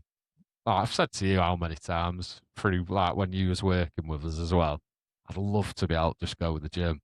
Yeah, but I know I won't do it. Because I can't do it Monday to Friday necessarily, because I won't be in the right mind to do it after work and things. It's getting parked somewhere you can go and do it. You might be nowhere near anything. So you're probably going to waste 5 days of your week, then get to Saturday, Sunday. It's like, well, what's the point? Yeah. What's the point of going to the gym for an hour on a Saturday and a Sunday? See, I told myself. You're not achieving anything, but then I was just fucking scrolling. And then it come up with, like, you might have seen, there's all them, like, military calisthenic adverts going about, isn't there? And I think it was that, is it Better Me? And I clicked on it, and I was just having a look at it, and I thought, you know what? For 30 quid for 12 weeks, I'm going to try it. I can't do it every day, but what I've been doing is, because you do, like, the full workout at home. Yeah. So it would be like, everywhere you need a bit of space, doing like planks, sit-ups, push-ups, shit like that. Obviously, I've not got the room in the cab for that. You'd have to be really flexible to do that. No, but that's what you've literally not got the room, have you, in the middle of your cab? I don't know, because Big Sexy can squat in his cab. Well, no, that's what I mean, though. But you can do squats. Yeah. I can do sit-ups on the bed. You can plank as well, I suppose. You can do if you want, but there is quite a few bits out of it, so I take bits out that I can do in the cab, and then I just do like 15 minutes every night. I've just been doing like certain things for 15 minutes because I think as well it's more than I was doing a month ago. Yeah, that's exactly what I'm telling myself. You know what I mean? I was so hard on myself for the first 2 weeks. You can feel your body getting destroyed. And it's like it was stupid. And it's like, what the fuck am I doing to myself? Like, I wasn't doing this a month ago. So take it fucking easy. Work your way up to it. I was going in. See, with what I'm doing, it's not that stressful. Yeah, see, I was going into the gym, like, going, right, I need dumbbell 14. It's like, I was doing fucking 3 reps at 14. Put them down. Yeah. Do a full set of 10 at 8. Work your fucking... I mean, I've got them back up to 12, doing 3 sets of 10 at 12 for the sake of 4 weeks. Just fucking slowly. Yeah, but I think that's a common thing for people, is because they just want to be that guy straight away, don't they? But that's what half kills a lot of people off. Like, so talking the way we're doing now, it's like the different triggers for you both. So yours is you've got an end goal, and you know that the gym's not going to be. You'd quit the gym within a week because you can't get there. It's not even quitting, I suppose. It's literally. I don't think I'd even. It's not financially viable, really. No, is it? Yeah, but I think I just wouldn't. Your money's better spent on your diet than it is the gym. But like for me, the gym it's not a viable option to begin that's what with. it's not like a trigger for you. So if I said to you, right, I can get you a week's pass with me for free, you know you ain't going to be doing it. No, I mean I might come for an hour on Saturday, but it's not a trigger that gets you motivated. Where Brad going to the gym and staring at Mr. Pectorals is a trigger for him, because you know that if you go to the gym, you're going to work out hard. But if you went and met him in a truck stop, you wouldn't do the calisthenic bit that he does. I won't plank in the back of my trailer, mate. Props to you. You would be when I got older, yeah. And it's like the last. I think it's the last 6 months that I've not been training. I've still paid my gym membership. I've not been to the gym, but I've still paid it because I know if I cancel that, I'll never go back to the gym. Right. Because I think I touched on it last time, didn't I, where I did my back. Yeah. I've done a shoulder injury. I've done quite a few injuries the last 12 months. Because he's old. No, it is. But this is where, because he's right. And it's going to be my biggest bit of advice for you is slow. Just dead. Like where you're saying, I've got this in my head and I've got to do this. Just do what your body wants you. Yeah. Sometimes you have to shock it and just jump a little bit. It has got to be that long-term goal. I did have a proper shit day yesterday. I mean, I was in the gym and it's like the worst I've ever been. But you turned up. Yeah. Like my chest press was like, it's usually around. I do it on the Smithy machine. I like to target because I'm not going to go in and go like, I know what I'm fucking doing. So I don't like doing the freehold bench. I like doing an incline chest press on the Smithy. Yeah. So, because I know if I'm sat in the right position, that's the machine will target for me. That's the machine doing it for me. And so instead of me fucking blowing me back out, like legs pushing on the floor, trying to be that guy, fucking doing stupid weights. Like yesterday, I think I only did like fucking 33 kilo chest press, and it was the worst day I've ever had. But like you say, still turned up. Everything. Do you know, it just kills you off, doesn't it, knowing I've turned up. It's the shittest day I've ever done. This is where your mindset will start thinking with this. So, Mr. Pectoral that you watch all baby oiled up in the corner. So he's in the corner doing his thing, baby oiled up, and you're like, wow, look at him. Then there'll be another guy on the other side of the gym watching you do your 33 incline, and he'll be like, oh, I can't wait because he'll only be able to do the bar. And it's like, that's why I like the gym sort of routine, because it doesn't matter who you are in the gym. A lot of people have that sense, like they walk into the gym like, oh, everyone's looking at me. But no one's looking at each other. There might be a bit where someone will walk over and be like, do you want a spot? Or see you sweating with a dumbbell and be like, yeah, I'll try just changing your angle a little bit. But the community side of it is what I like. Oh, it's fucking mental, I think that is that's quite a common thing you hear, though, isn't it? From people is that they feel like they're judged. There's a bloke in there. Like you know, someone like yourself feels like Mr. Baby Oil is looking at you and going, "What a fucking weakling!" Or he's fucking, you know. No, there's a lad in there. He doesn't belong on that, or you know. It's like Mark, who runs CSG, you know, Land Rover's place. Yeah. It's got like just MOC in Cottage Street. I think he trains near you now, at Thingy now, because he's training with us. Absolute tank of a guy. It's only little, but I'd look at him and be like, Jesus, he's built, like he's got traps a lot. Yeah. But then he'd watch me deadlifting and be like, fucking hell, mate, you can smack some out. But again, there's a guy in Everlast, and to everyone else, he probably looks like a bit of a weirdo. Gets on one of the boxes, does handstands, and he's doing running leg kicks upside down while singing. That's going to be me in a year, in man. cut off denim shorts. That's going to be me in a year. So you can imagine what it looks like. The guy is strong, though. I couldn't do what he does. Like some Apex. Have you watched that? Yeah. That's fucking calisthenics. No, that's what he does. Yeah. But you're in the gym. It's calisthenics, though, isn't it? Yeah. They are fuck the calisthenic lot. But you're like halfway through a bench, and he's going on the other side of the gym. And obviously, like the first time I seen it, I was like, yeah, that's pretty funny. But there was 3 lads in the gym, and they were wearing skinny jeans, playing on the phones while they were all stood around one machine, and they were laughing at him. So I just walked over and said, right, I said, stop that right now. I said, I get it. I said, but you'll never be as strong as that guy right now. I said, so don't sit there laughing at him, otherwise I'll get you thrown out of the gym. I said, concentrate on what you're doing. I suggest getting rid of the skinny jeans because you ain't training properly in skinny jeans. No, he's going gym in skinny jeans. Oh, mate, it happens a lot common, now. Yeah, really? But like, I had a guy in Birkenstocks in there the other day doing leg day. Leg press with Birkenstocks on. What's a Birkenstock? The sandal, Gandhi's flip flops. Wow. But like, I train with my cousin Mike. I'd be laughing more at the guys in skinny jeans, mate. But this is the thing, though. They always have something to say, though, don't they? What, like we have a group of free kids. I think that's what puts people off, though, isn't it? Because you do get them. No, because it's people like you. So we have that group in our gym, and there's a lad. Fucking hell, like he's got all the compression. Fucking. He needs the belt on to walk, mate. He's that big. Yeah.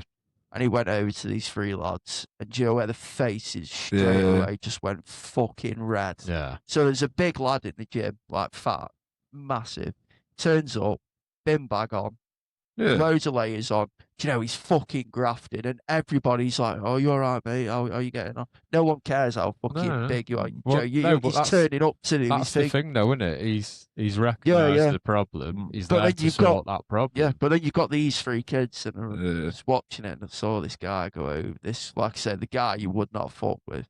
These kids went fucking sheet red, straight to the vending machine. They got a drink and fucked off. But that's it. There is that.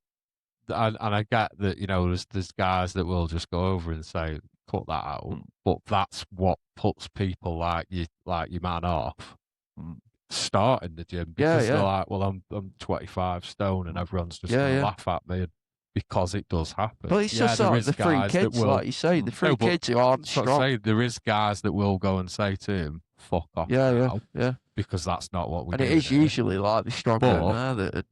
But that's what it is that people worry about with the gym. They're going to go, people are going to laugh, judge them because they're fat. It was actually... that's always baffled me, because where'd you go if you're fat and you want to get yourself in that shape? My nervous thing... You go to the gym, don't you? My nerving thing was people like you, do you know, like, where you know what you're fucking doing. But you'll find we're the nicest. We look like gorillas, but we're the nicest guys. But you're wanting... I've always found, like, cause like when I did go to the gym, there's the odd time like someone's come over and told me like, yeah, no, do this. That's what was happening this way, not like not like you just did then or whatever. But they're them guys like you're wanting to like pass on what you know and help someone to achieve their goals, aren't you?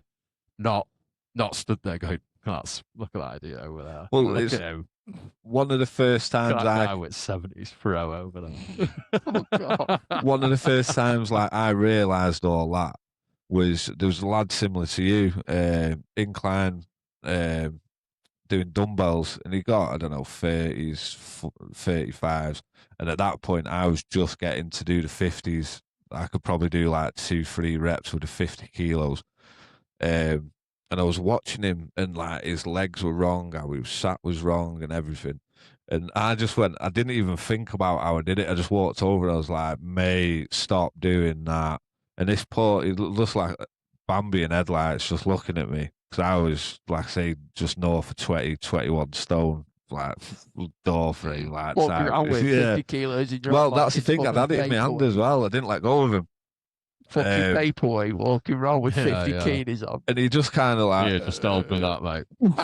You know, I can't even pick him up. He's like fucking Anatole, his mop. Yeah. Hold my mop, I show you. So then, obviously, that kid's like a bit, not threatened, but like, whoa. Yeah. But then over the next couple of weeks, he was coming in more, talking to us, and he started training, like, basically following what we were doing. And he went from doing the 30s with like bad form, and actually he went right back to like 20s, and it took him probably 10, 12 weeks, and he progressed and got back to the 30s. Yeah, he was smashing them out. But like, it's probably the biggest advice I've got for the gym is just go, and you will always find people. Yeah, there's going to be cocks in there, and probably one or two of them, but they will get milled out. Yeah. Because I won't sit in the gym and let someone laugh and take the piss out of someone. No. And that Joey, people don't need it though, because I think for people as well that are like quite over, say like let's say 25 stone plus, they're already worried. Yeah, like, and they don't need it. No. They don't need. It's the point they've of got to a done point. The damage. No, they've but, done the damage to themselves mentally. Like No, they but- deserve the no. gym as a safe space. To yeah, fix but themselves. like they've got to this point where they've gone right. I need to sort myself out and get in better that's shape. what I mean. Yeah. And you know, I need to. It's took that much like sort of courage to just go the first time, hasn't it? Because they're worried about what they look like compared to like Mr. Baby Oil in the corner and things. They don't need that shit, do they? Group lads. They don't need that grief of, you know, getting run out of the gym. This is the other side. Do they? It's like the other side of the scale, though. So you've got Mr. Baby Oil in the corner that's just like 3% body fat unit. You've got your guy over in the corner with his bin bag. He just wants to put his head down, do a run, like he's mentally going. Then you got 3 kids that are insecure because 1, they're tiny, 2, they ain't very strong, and they're wearing skinny jeans. So the only thing that they can revert to is by trying to change the focus onto someone else. Instead of just coming over, like I train, you've got similar ones, I think, and whatever it's, what's your Pure Gym. So you got the power racks, haven't you? Where you can do like squats, deadlifts, and all that. Yeah. You know what a power rack is, don't you? No.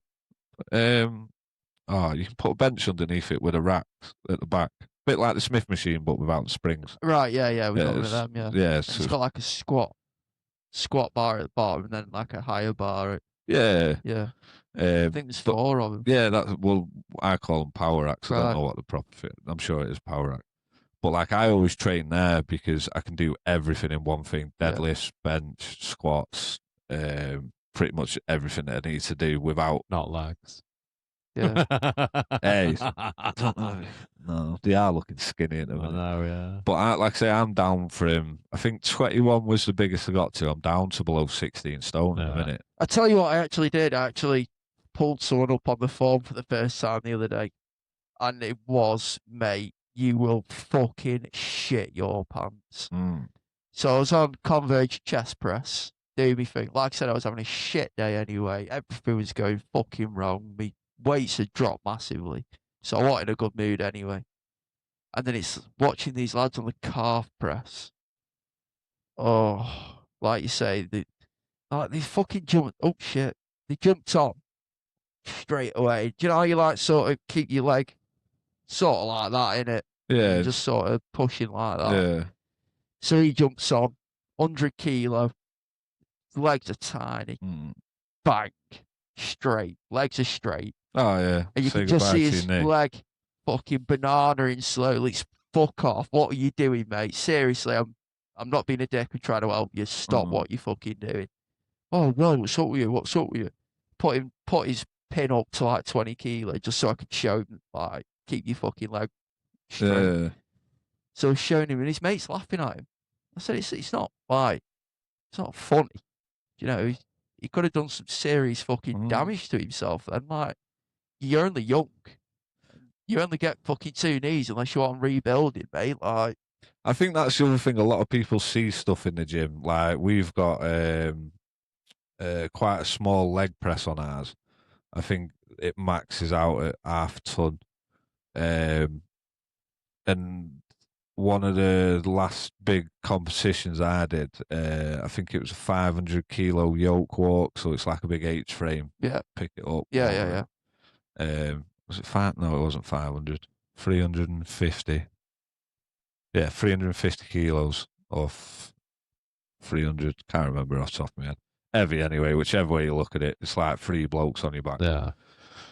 So I'm training dead heavy. Goes into the gym doing leg press. Maxes it out at 490, I think it was. Then threw my cousin on top of it, and he's 120 kilos. So I'm talking like it's getting up to 700 kilos on a leg press, and I'm smashing them, absolutely pounding them out. And some guy very similar to what you've just said did the same thing to me. He came over and said my form was wrong, and he was your size, your everything, and I was fuming. So slams it down, gets off. So, what do you mean my form's wrong? He's like, your legs aren't going straight. And I said, are you stupid? Fuck I said, I tell you what, go home and watch straight leg press videos. And 700 kilos straight. And he wanted me to like, be like crank a them out. fucking baby bell. And this is the thing, like, even now I'm tiny at the minute, but I've still got 400 kilo leg press in me, stuff like that. But it's the opposite side of the scale for other people that think they know everything. Yeah. And I'm like, mate, if I straighten my legs out, even with 300 kilo, I said, my knees are snapping. Yeah. But it's how much balls he had when he was saying this. Yeah. And I'm like, mate, there's 4 guys in this gym that are big, like real big, and I'm one of them. And you're going to sit there and tell me I'm doing something wrong. Yeah.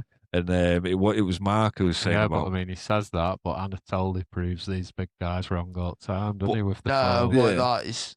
If someone comes to you and tells you to do your leg press straight... Yeah, but you fuck off and get out. Just because you're big don't mean you're doing it right every time. No, Mark, some of the stuff, my form, bench press is shocking. I will shiver that bar up if I will get it up. But like people will walk... You know what I mean? It's like deadlifts. Yeah. When I first started deadlifting, I've come off social media for a bit, but I'll send you some videos. 45. No. I just had a bit of cramp in me calf. Like shagging up deadlifts, so you get them up to your knees, and then you're like, yeah. And that was with like 150 kilos to start with, and then like 180, 190 become my warm up weights. I'd do like 60 kilo and just jump 40 kilos at a time. But again, this is where I'm saying, like, a lot of it is just slow, repetitive, and just make sure your body's ready for it. I think that's the thing, though, with what I've been doing at calisthenics. It's just like I've noticed, because it was just a case of, like, I first put it on, right, and it's a 25-minute thing. So you do, like, a little warm-up, like, just some stretches and shit, and then it'll be, like, a 40-second, do 40 seconds of sit-ups. Now do a plank for 40 seconds. Now do this for... And I was struggling to do 40 seconds. Whereas like now, even now after 3 weeks, I can get through the 40 seconds. But then it's like, I've noticed like I can do more sit-ups already. But I'm not trying to like force it. You know what I mean? Yeah. I've just been doing what I can do without like fucking killing myself. Yeah. If I need to stop, I'll just stop and just wait for the next thing, because I'm like, right, like the other night, actually, it was like a leg one, and fuck me, man. Friday night it was, my legs were in fucking tatters about 5 minutes into it, and I was just like, and it's like, right, I'll do it, and I'm like, I can't you know, like, my fucking legs are burning. Hey, tell you what, no warned me about things, and it would just, I'll do what I can, but I'm not going to hurt myself just to it. Yeah. Do you know what I mean? No one fucking warned me about core, working out core. Fucking I went to work the next day, fucking, and I had to come home. Sat on this shit for about an hour. I had to walk upstairs. I said to the chef, he's like, I didn't go to the toilet, mate, you got fucking bear with. Like, all my abdominal kicking off, so I'm sat on the toilet, just shitting through the iron needle. Wipe, stand up, sit down. Yeah. But that's the thing with us, though, as humans, like, the way your body will adapt to what stimulus you give it. Yeah. And, like, what you're... I saw the shower. Like what you're saying with yours, your body's adapting to what you're giving it, and the same with you. Well, but yours will adapt it's along the way. like my main thing has always been for the past few years, right? My abs are non-existent. Yeah. That is why my belly fucking comes right out, and I think that's the case with a lot of blokes, where they go, "Oh, look at my beer belly." It's like it's not all fat. People think you're out here. It's just fat. Like I have got fat on my belly, obviously, but my main thing is my belly won't hold itself in. Yeah. Because the abs are just gone. And I've known for years that is I need to work on actually developing the muscle, the core muscle, not getting massive. I just need to work on building that muscle. Well, you look at but Eddie, the more Hall. like sit ups you do and stuff like that, you know, like you do 10 to start with. But like I think, was it last week? I was doing like 100 sit ups in wagon at night. Not all at once. It'd be like 25 of a certain type, 25 of another, do some stuff in between, and do another 50 at the end. Because my main goal is get that in. Yeah. I'm built big anyway. I don't need to necessarily be like, oh yeah, look, I can't even fucking close my arm. I'm not bothered about being that, you know, that big fucking guy. I want to be toned and just in good shape. Do you know what I mean? See, mine was obviously I wanted to compete at like proper strongman level, but mine was like future proofing my body. Because like, how many old retired guys do you know that just tail off into retirement and the week is out? And like my dad's was pretty much how I base what I want on my future, because he went like really weak over time. I remember him being an absolute beast as a kid, and it's because they don't carry on. As soon as you stop training or you stop working or you stop putting that stimulus into your body, everything becomes weaker. And I don't want to be like 70 years old in the gym still throwing like as much as I can above my head type of job. No. But to the detriment of myself, I've ended up knackering my back. I think though you ought to be. It's like for me. I think like it's one of them things. I think I'm going in towards my 40s now. Yeah. And it's only going to get harder to revert. You know, to like bring it back.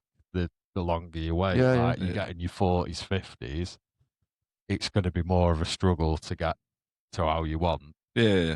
And I just think, as well as like for health reasons with the job, you know, and stuff like that, I think I'm better off if I'm eating right, if I'm doing a bit of exercise, I'm in better shape, I'm healthier, I'm less likely to be discovered dead from an heart attack in the morning, parked in a lay-by somewhere, because I don't want that. No. I'd rather die in my own bed of old age, you know what I mean? But it is a thing, isn't it? You see it a lot, at the minute. that there's drivers that are, you know, they're just have left the service. Massively overweight, unhealthy, just shoveling in Greggs and takeaways and... That's why, that's something I noticed very quickly driving. But it's convenience, isn't it? That's the problem. I am throwing tip. But I tell you what, like, you know, there's that, is it Leon's takeaway? Leon fast food or something, isn't it? It's supposed to be like healthy. Oh, right, sorry, you know, but it's not just shit. They're like shut down because no one uses it. Everyone whinges. Oh, there's no healthy options. Someone called Leon goes, "Oh, I've brought you a healthy option. Yeah, fuck off, mate. I'm going Burger King." You know what I mean? No, it's mad though. Like that is a major thing of it's truck driving. It's if you're not taking food with you, it's eating for convenience. Whereas like for me at the minute, right, I fucking love steak. I love chicken. I love lamb, pork, practically any meat. I love eggs. I love cheese.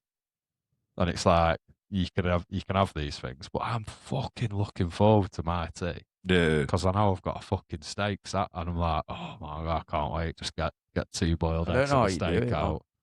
I've got 2 ribeyes sat there ready for tonight. And it's just like I dread eating.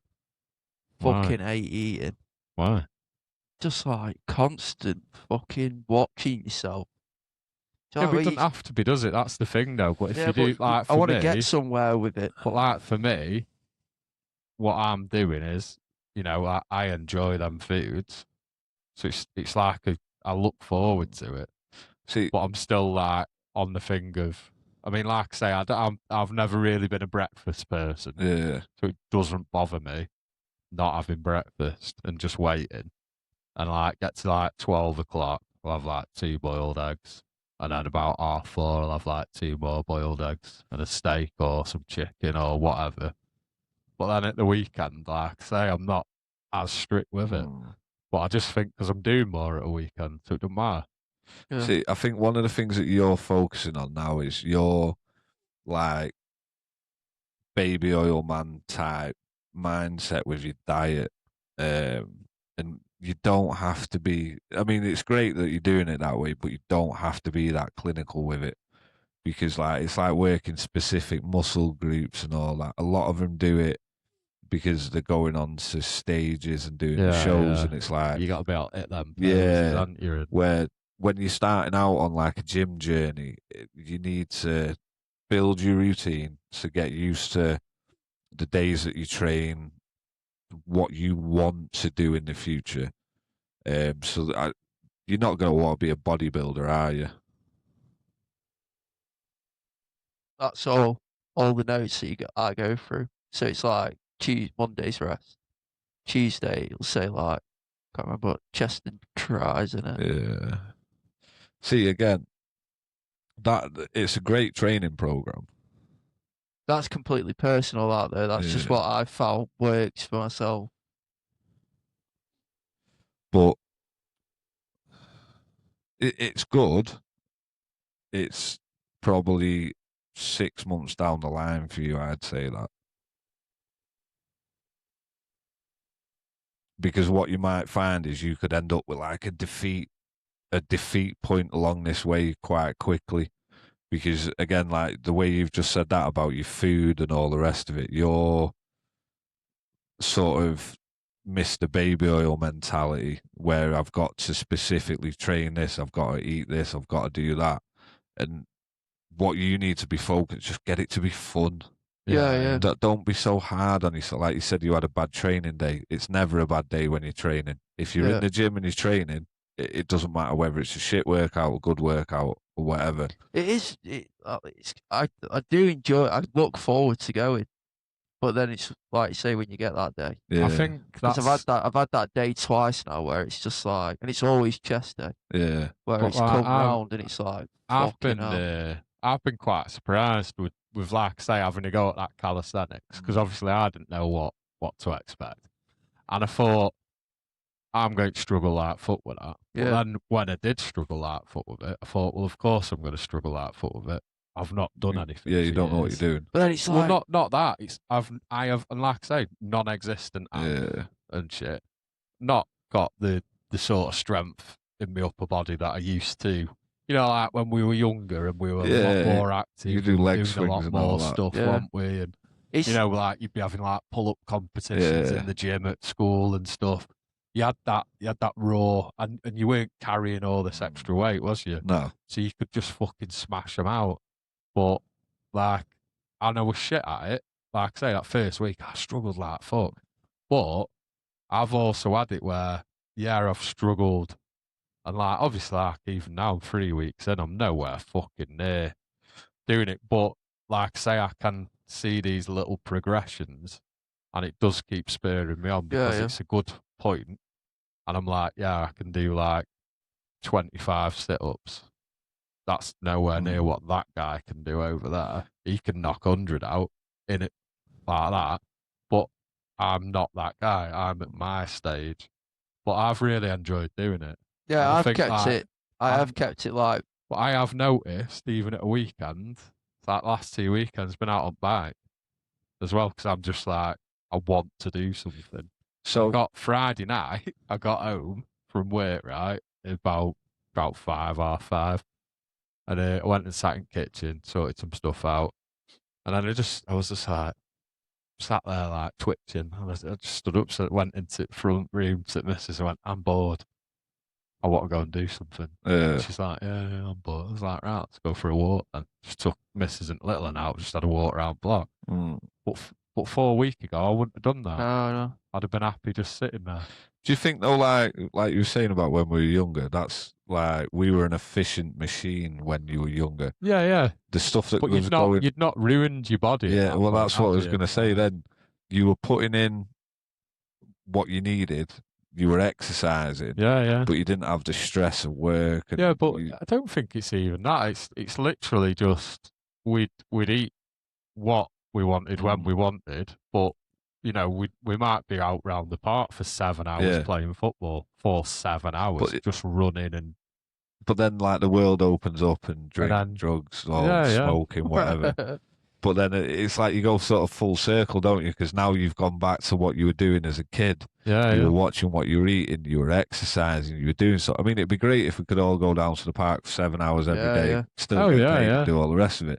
But was it's balancing the little bits. Gasping for a fag after 10 minutes. I'm sat here now and I'm like, my vape's down there. You just had it in you to do it though, didn't you?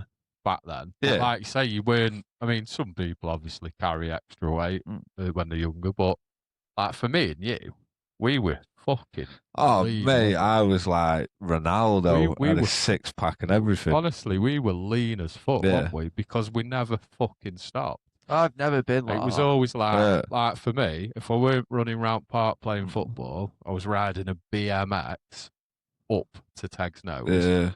A BMX without an issue. You've got one gear. Do you know what I mean? And I'd be fucking flying up that hill. Oh, mine was running. If I hadn't started smoking, I was going off to be like a long distance runner, mate. Well, that's my pre-workout. I'm a fag. 20 minutes on treadmill. That's what I do, to be fair. I bounce down to the gym with my headphones on, fagging me mouth.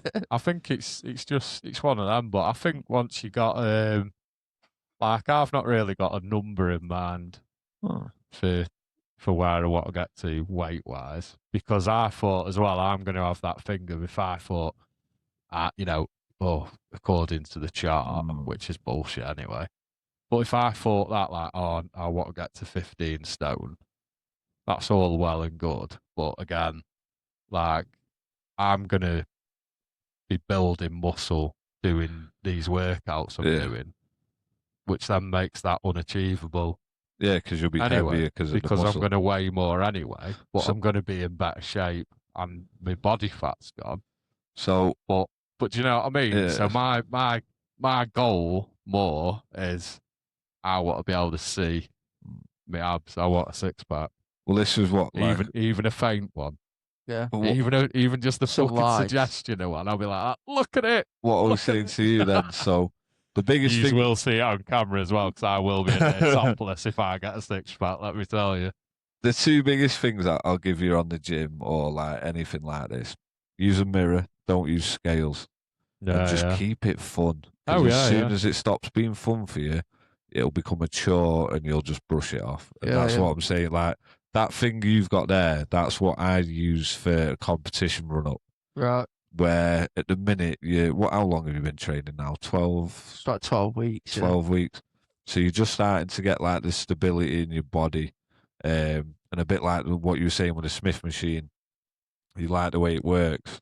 So you're trying to, like what you've just said about having abs, you're basically trying to work your abs before you've got them, if that makes sense. Right.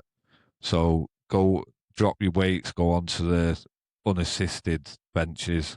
It sorts out like all the niggles in your body because say like on a Smith machine where it's been supported, if you've got a bad shoulder on your right but a really good shoulder on your left, you'll lean with that shoulder.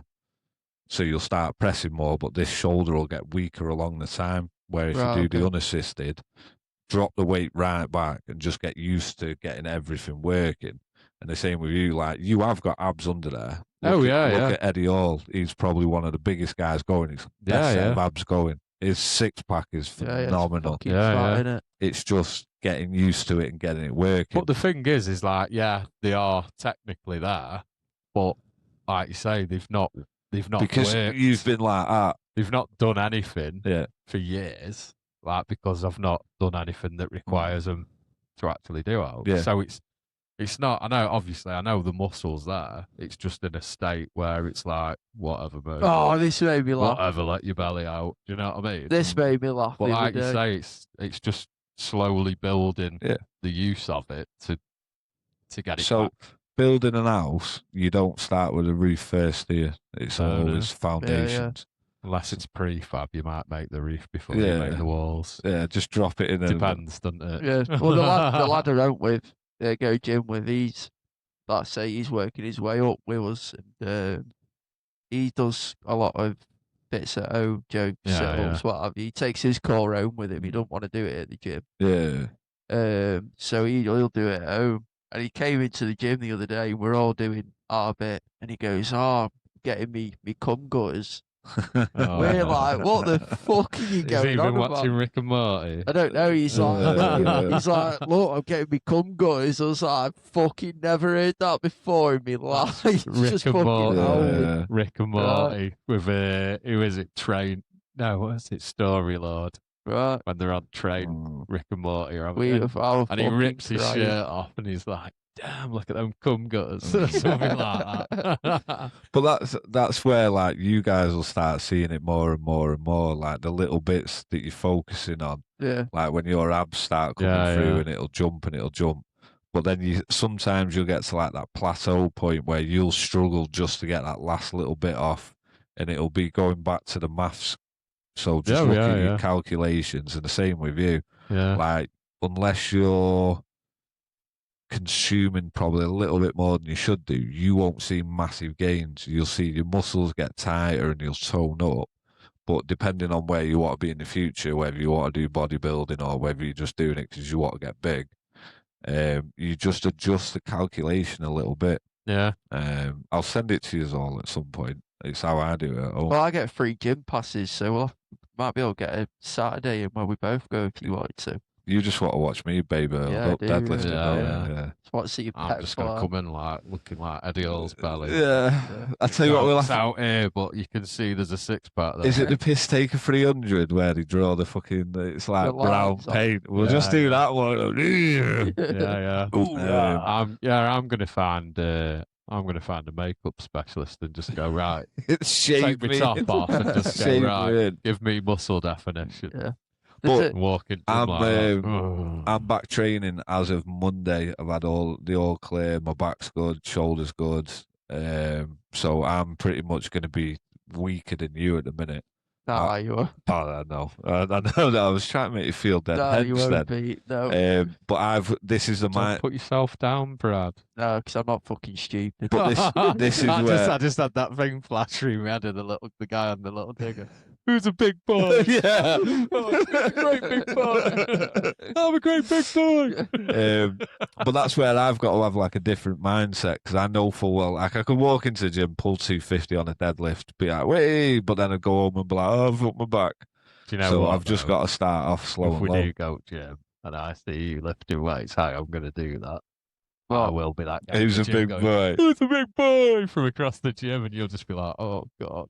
I'll be watching him in the mirror, just over his shadow, him with a big bicep, like, "Oh, man!" But no, this is again, to me, it's one of the best parts of the gym. That like funny banter and they're all for it as well, aren't they? So if you get a good group of lads there, they are the all thing for is like when I did do the gym, because I tried when we were on the tippers, because I thought then like I was doing like just I wouldn't say dieting, but I was being mindful of what I was putting in as to what I'm not using, because I'm just sat in my cab not actually doing anything. But then like I lost some weight and I got to a point of I thought, right, I need to do something. Yeah. And I tried doing it like 2 hours on a Saturday, 2 hours on a Sunday, because I thought if I do a little bit more Saturday, Sunday, it makes up for the fact I can't really do anything in the week. But then it was just too much. Do you know what I mean? Like I was getting up Saturday, Sunday morning, I was like, I'm never getting a light in. It was just fucking me. But I did enjoy doing it. Yeah. But then it was hard for me. I found it dead hard to keep the motivation of going to the gym. Yeah. Whereas like this for me, I can just do it in my house or in my cab.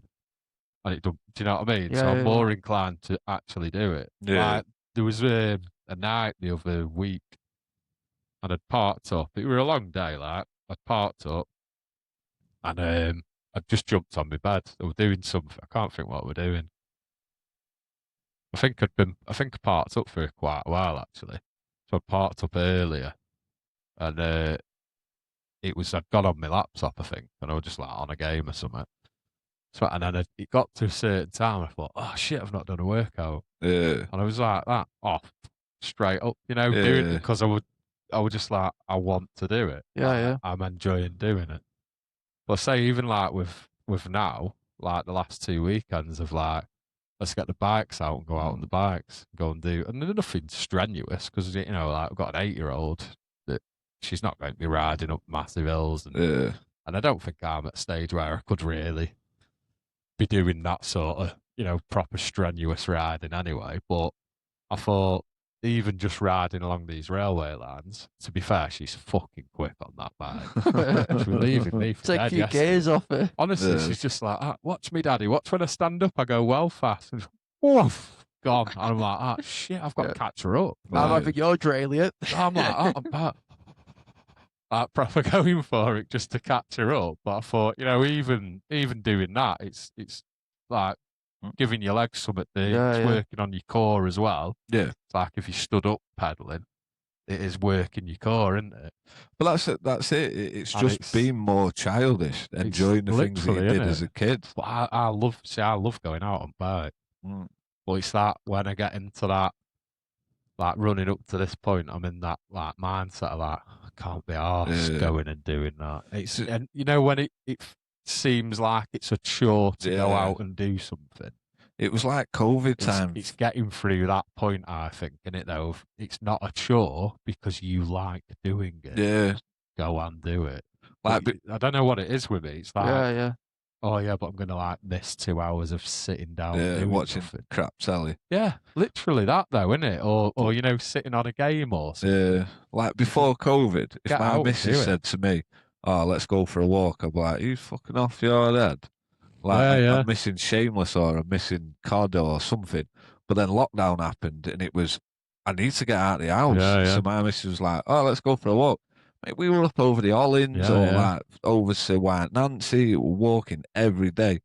And then obviously like lockdown stops, everyone went back to work. And like now she'll say to me like, oh, do you want to go for a walk? And I'm like, oh, yeah, go on then. But I forget that we had so much fun doing it because of not having to work. It was like a release. But now it's gone back to being I still love walking with her and that. I think that's one thing. Like, I'd quite happily go out on my bike again tomorrow. You know, like, I mean, if weather's all right, because little one won't go if it's raining. Like I said to you the other week, didn't I? Like, I'm not bothered if it's. It's Buxton Comic Con tomorrow. I'll not be going that. Oh. If it's drizzling, I'll go out. I mean, you usually get bank holidays off, don't you? Yeah, I'll be laid by lurking tomorrow. No. I get Saturday night, Sunday, Mondays, or every week. I said to my missus, I need to come up here and have some food. Just but like, I know the chef. Make sure they get a discount. Yeah, it's good grub. Yeah, he'll do your banging pro. I tell you what, we've got to be on close 2.5 hours in, haven't we? 2:02, mate. Yeah. I was just gonna, because I'm fucking gagging. I was just going to say, I reckon we call it a day, eh? Yeah.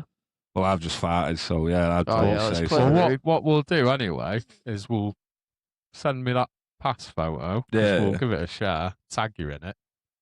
If anyone wants a chat about health and fitness and shit, feel free to. The lay by Laker will get back to you. I've got more than enough time. Well, you can have a word with Scott. Can give you a shout, me a shout, whatever. But I do think so. What am I doing now? I'm working this weekend, next weekend, whatever. Like I'm obviously every other weekend. But I think we do like a little gym. Like, how are we getting on? Yeah, we'll do like. I'll come and train you in gym or something. I don't go to the gym, mate. Yeah, but you can come in the gym with us. I'm not coming in the gym. That's just rude. Come on, me in the gym if you want. But we could just do like a little hour training session. I'll put you there while he's looking at baby. Big Scott can sit in the corner and like fart and grunt.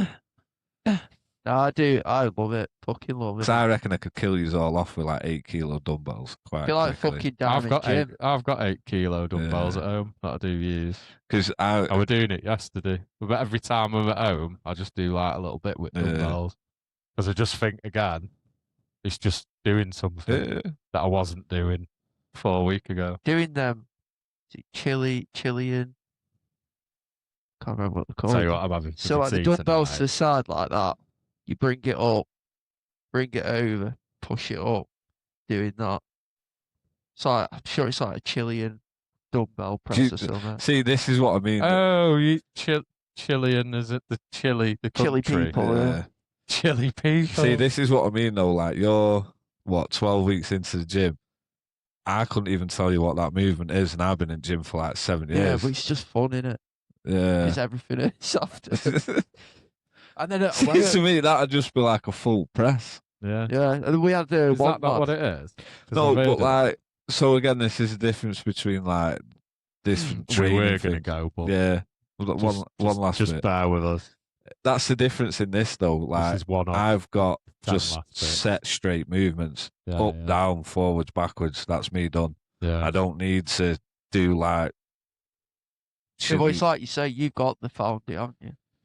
I'm trying to move Yeah. as I can to try and get some shit that's not moved before. Yeah, like Yeah, but you don't have to do it as quick as you can. yeah, just slow Yeah, and yeah. steady. Take Yeah. your time, mate. Because like The turtle wins the race. I'm going back in, but I'm doing the same. I've got Tortoise, not turtle.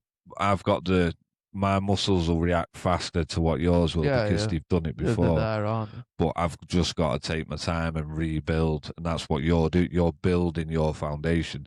So if you start missing little blocks like with your ankles, your calves, if you're not working the whole thing, you'll start getting top heavy.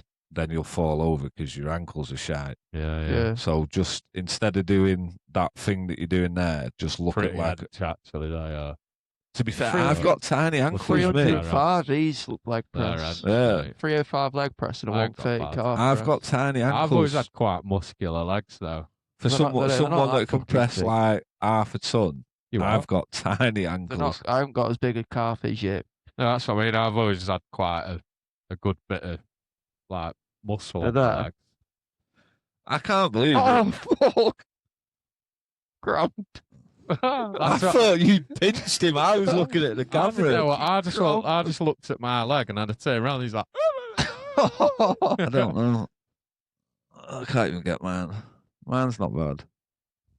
Do you know what they say? How it like tenses up like that? They You say just if wanted to run- stroke that then, didn't you? That was gay as He was fuck. just, Oh, he was man. just thinking of you, baby. Yeah. No, they say you can stretch. You can stretch that calf out by running. You can always tell if people run or not by that ball. See how you have that ball? That's from just pure, like. But I good used to be muscle near training. enough an Olympic runner. Yeah, how long ago with that? What, Before like you were this? store managing. Yeah. Yeah, right. Then. Like this, you mean? See how yours like. See how like condensed his is to that area. Yeah. And yours is stretched out to the Oh, middle. right. Right, guys, we learned something new about calf muscles. Yeah. If you've got a Like ball, that. you're static. Yeah, but then put your foot down. Sorry, like Yeah. Yeah. It's see kink how it. it goes a lot more up. Yeah. It means Yeah, that you've runners got goes- pure, yeah. Yeah, runners pure- goes from there to like down here somewhere.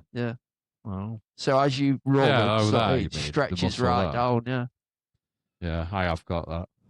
I've always had that. I've never really done much with my legs. No, They've just I'm always been shit like. for it. It's biking you get involved. Right, so anyway, guys, this is the end of the Alright, podcast. We're just going to sit here like that. Healed everyone, man. Do you not see my titty? No, Do you want to see my belly button, Flo? I'm alright. Oh, I nearly farted then, but I'm not sure. I'm sure. Oh, Yeah, no, please. Right. don't, because I'll So, start no, singing if- that if farting anyone- and shit and we're Aldi gonna, song. we're gonna tag Big Mac anyway in a story. Yeah, Yeah, I'll put my Instagram back on, I think.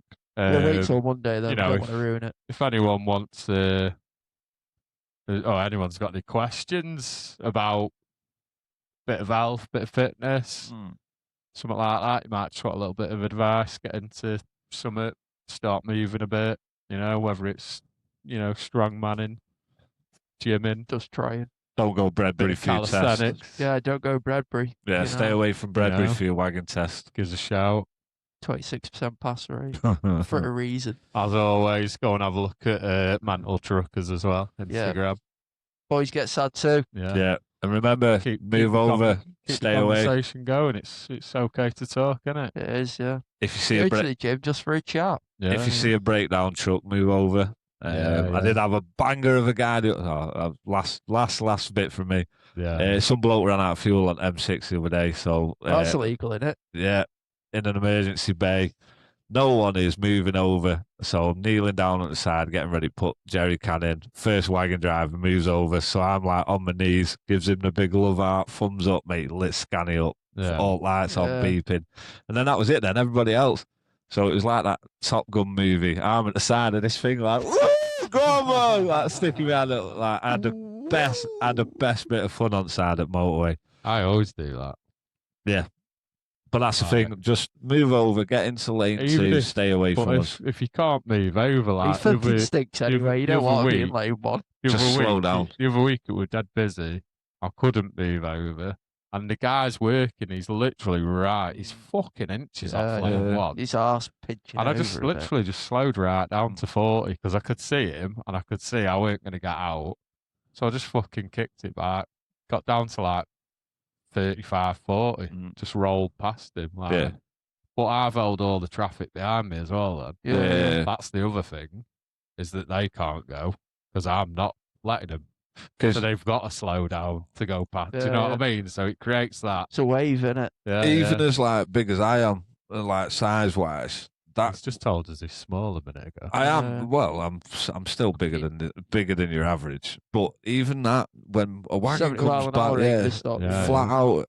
Because what are you doing? 56, 60, flat out. 53, mate.